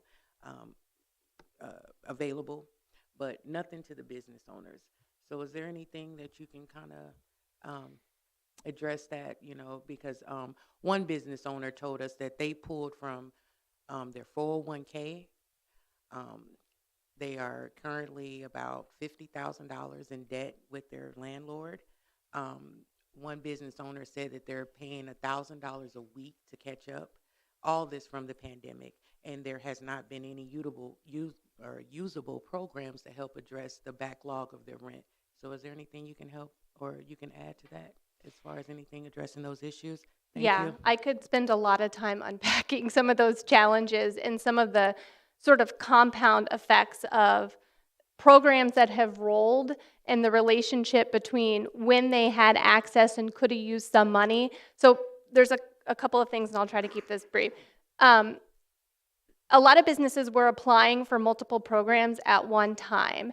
And because each program had different eligibility requirements or what you could use of funds, they were sort of just guessing on what they would eventually use the funds for if they were awarded the grant. So some businesses just didn't apply because there's always this question mark out there of, well, if I get this and I've already used it on this grant on an eligible expense, I'm going to get stuck and penalized and in trouble down the road. So there was a lot of that. You know, PPP could have been used to sort of subsidize mortgages or rent, but we all know that that was a long time ago. So that's, I think, definitely a topic that should be considered as we stand up new programs. So whether that's the county or whether that's individual local units of government utilizing whatever funds that they have. The city of Urbana has had a program for that where it provides a grant to essentially help offset the cost of rent. But certainly there are good benchmarks for what that type of program would look like to cover that sort of expense, because that's definitely something that we hear a lot too, is just it's really hard to catch up in that area once you get 2 or 3 months down the road. Thank you. And I'll also just say, if a business is listening and they do get a back to business grant here in the coming weeks, you can use the funds for that expense. So hopefully if businesses get good news here, they can utilize it that way. Thank you.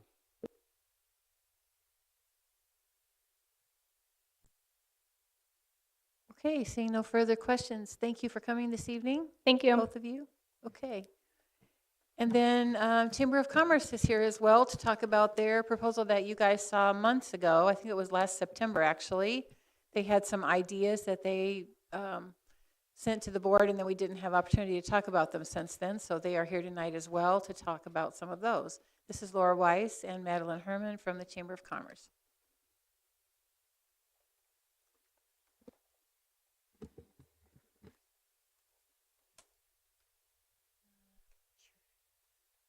Do you know if there's a place I can plug in for our presentation?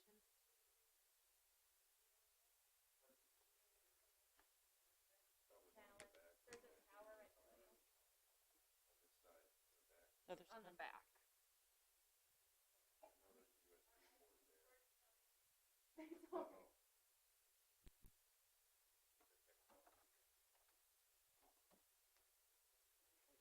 Okay, is that? Yeah.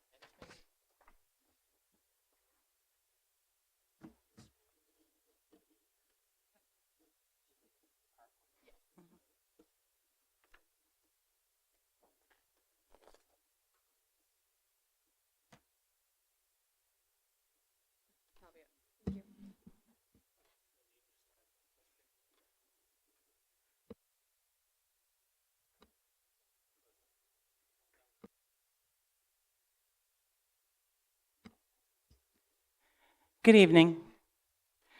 I'm Laura Wise. I'm the president and CEO of the Champaign County Chamber of Commerce, and with me tonight is Madeline Herman. She is our public policy director. I want to thank the county board for hosting this session on the needs for small businesses in Champaign County.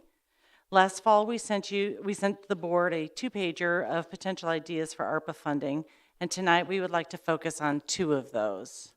And I also recognize that we're right at 8 o'clock, so I'm going to go through these very quickly. So first, I'd like to provide the board with a little bit of background on the chamber. The Champaign County Chamber of Commerce is a business association that facilitates business growth and improves the quality of life in the region. We lead in economic, community, talent, and member development, and we are the 2014 and the 2021 Illinois Chamber of the Year.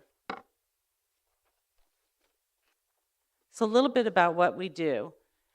The Chamber is one of the top 8 largest chambers in the state of Illinois. We provide programming, services, workforce training, advocacy, and marketing opportunities for the business community. We assist with startups and second-stage companies with business counseling and development.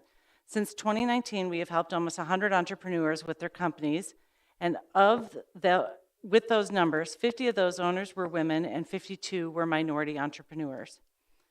Because we have a person on staff, earlier there was questions about SCORE in this community. The SCORE chapter actually went away several years ago, and when that happened, we took on the role that SCORE was serving, and we brought that in-house. And so we have a full-time staff person, and we fund our own business development activities through the chamber. We are focused on quality over quantity, and when we are assisting small businesses. We are not required to report our numbers because we fund the program ourselves. By taking this function in-house, we have seen a higher percentage of our clients transition from ideas to business.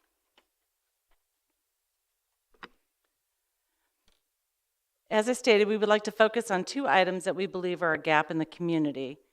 The first is developing a low-cost, turnkey way to help micro businesses gain an internet presence for sales. Well, this is important in today's global economy. A lack of internet presence was extraordinarily devastating to micro businesses and other businesses during the pandemic. So what we are proposing is that we increase the number of Champaign County retailers engaging in e-commerce. Essentially, what we're asking to do is create an e-commerce platform to expand sales and give small retailers the ability to reach more customers than a traditional in-store shop might do. The platform will make retailers more competitive and give a global presence. And specifically, it can provide an opportunity for underfunded minority women and women-owned retailers to create an online presence, sell their goods and services without the substantial cost to create the infrastructure. We believe that it would take approximately $114,000 to get the site developed, the hosting, the advertising, and then we recognize that ARPA funds are a one-time fund, but what we would propose is that we would spread it out over a couple of years within our organization, and we know that it's very important to have staff time available to the local retailers, especially those that do not have an internet presence are those that have technology challenges. And so we know it's important to be able to have staff that can assist those individuals in getting their portion of the site launched. So ultimately, we know that we also have to keep it sustainable. So a website with individual retailers, they would handle their own transactions. So the ongoing cost should be minimal. Therefore, we would propose that after 2 years, we would look at implementing an affordable subscription model that would be able, so people who are selling on the site would pay a small fee, but the ability to pay would be on a sliding scale based on sales receipts or another appropriate measure that would still be decided. The second item that we want to address, and this is, I know that you've already heard a lot about microloans this evening. This is another way to think of possibly doing a microloan program in Champaign County. And we would propose the establishment of a low-interest microloan program for companies that have historically have challenges accessing capital. And so this fund would be for local applicants. Local decisions would be made by local people who have a vested interest in a growing business community. And by creating a local fund that is locally managed, we have more flexibility in helping entrepreneurs achieve their dreams. The need for a micro loan program in this community is great. And I wanted to provide you with some real examples. So the 7 of these that are listed here, these are actual clients that we have worked with.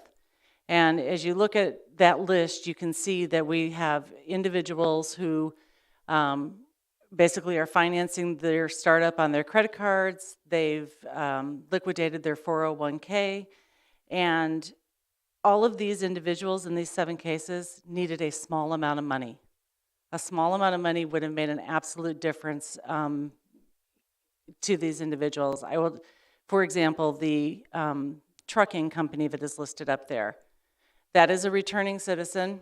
He needed $8,000. That's all he needed.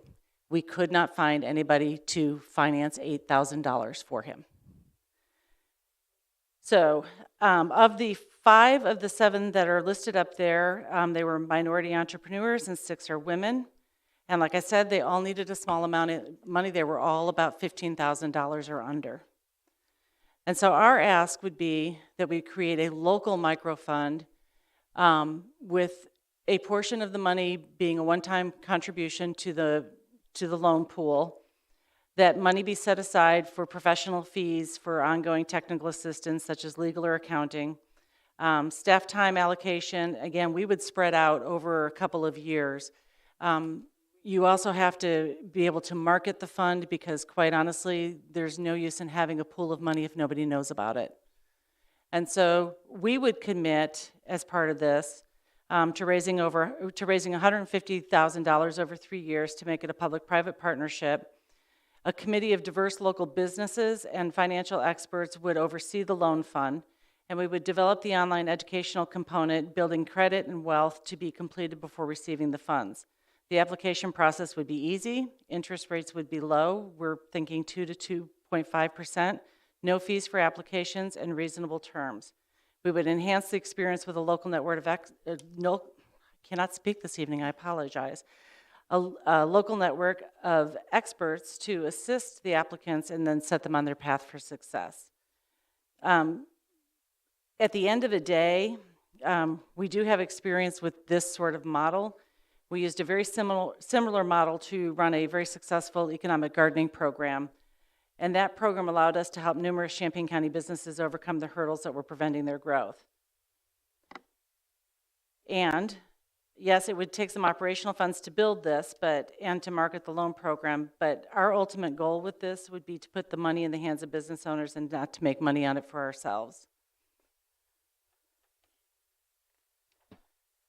Thank you for allowing us to share these proposals, and we are happy to answer any questions you may have.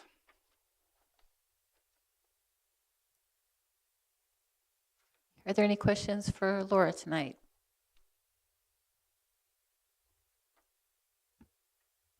Mr. Storr. Thank you. It has been a long night. I don't know why. I noticed there was a couple of items that you didn't address specifically, but are on here. Are those still something that you're interested in, and do you have dollar amounts for them? All of the items on the two-pager, yes, we're interested in pursuing all of those. We were trying to pick ones that we thought would be appropriate for this body. But if there's any on there that you are interested in asking about, we'd be happy to discuss those. Ms. Lakshan. I actually had the same question as Dr. Storr. I was looking specifically at the under workforce development, the first goal, the in-school enterprise for high school students. I would love to hear more about that, if that is something you're prepared to speak about tonight, or if you could share information to us later. I don't have the. Are you talking about the food truck concept? I think they're talking about the school with the school kids, the middle school and high school kids. So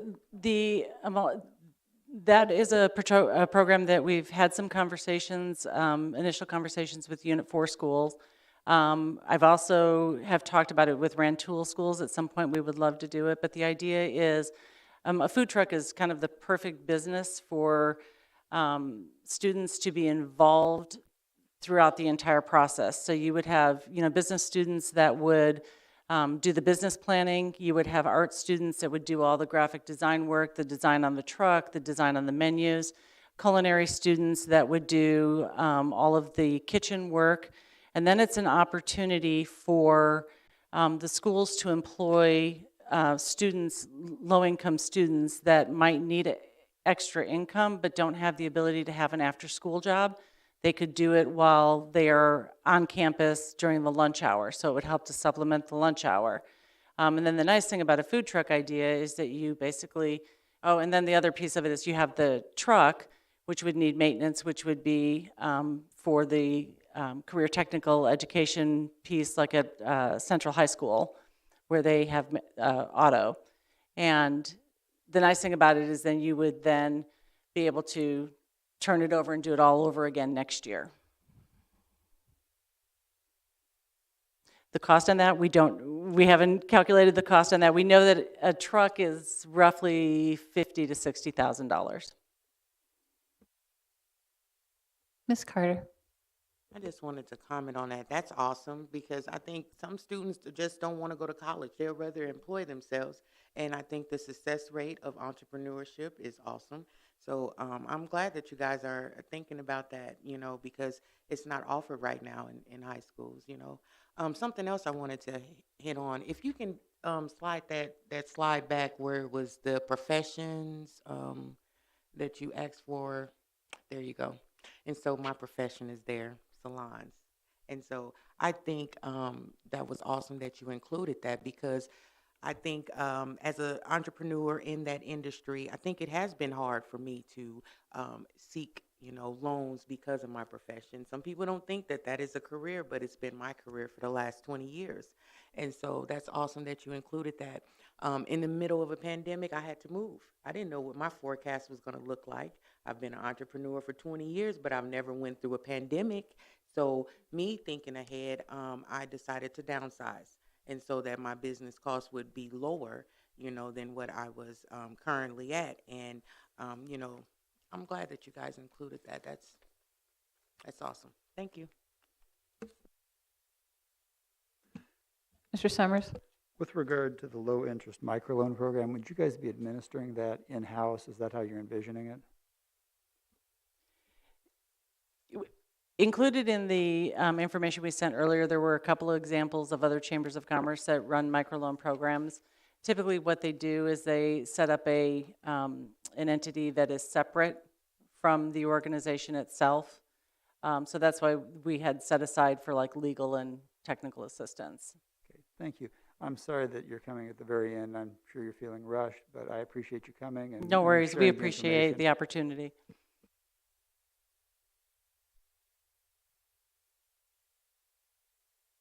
Okay, any other questions?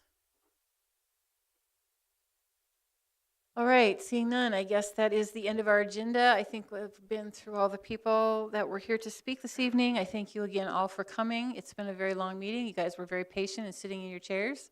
And thanks for coming tonight to tell us about your programs and answer questions. The meeting is adjourned.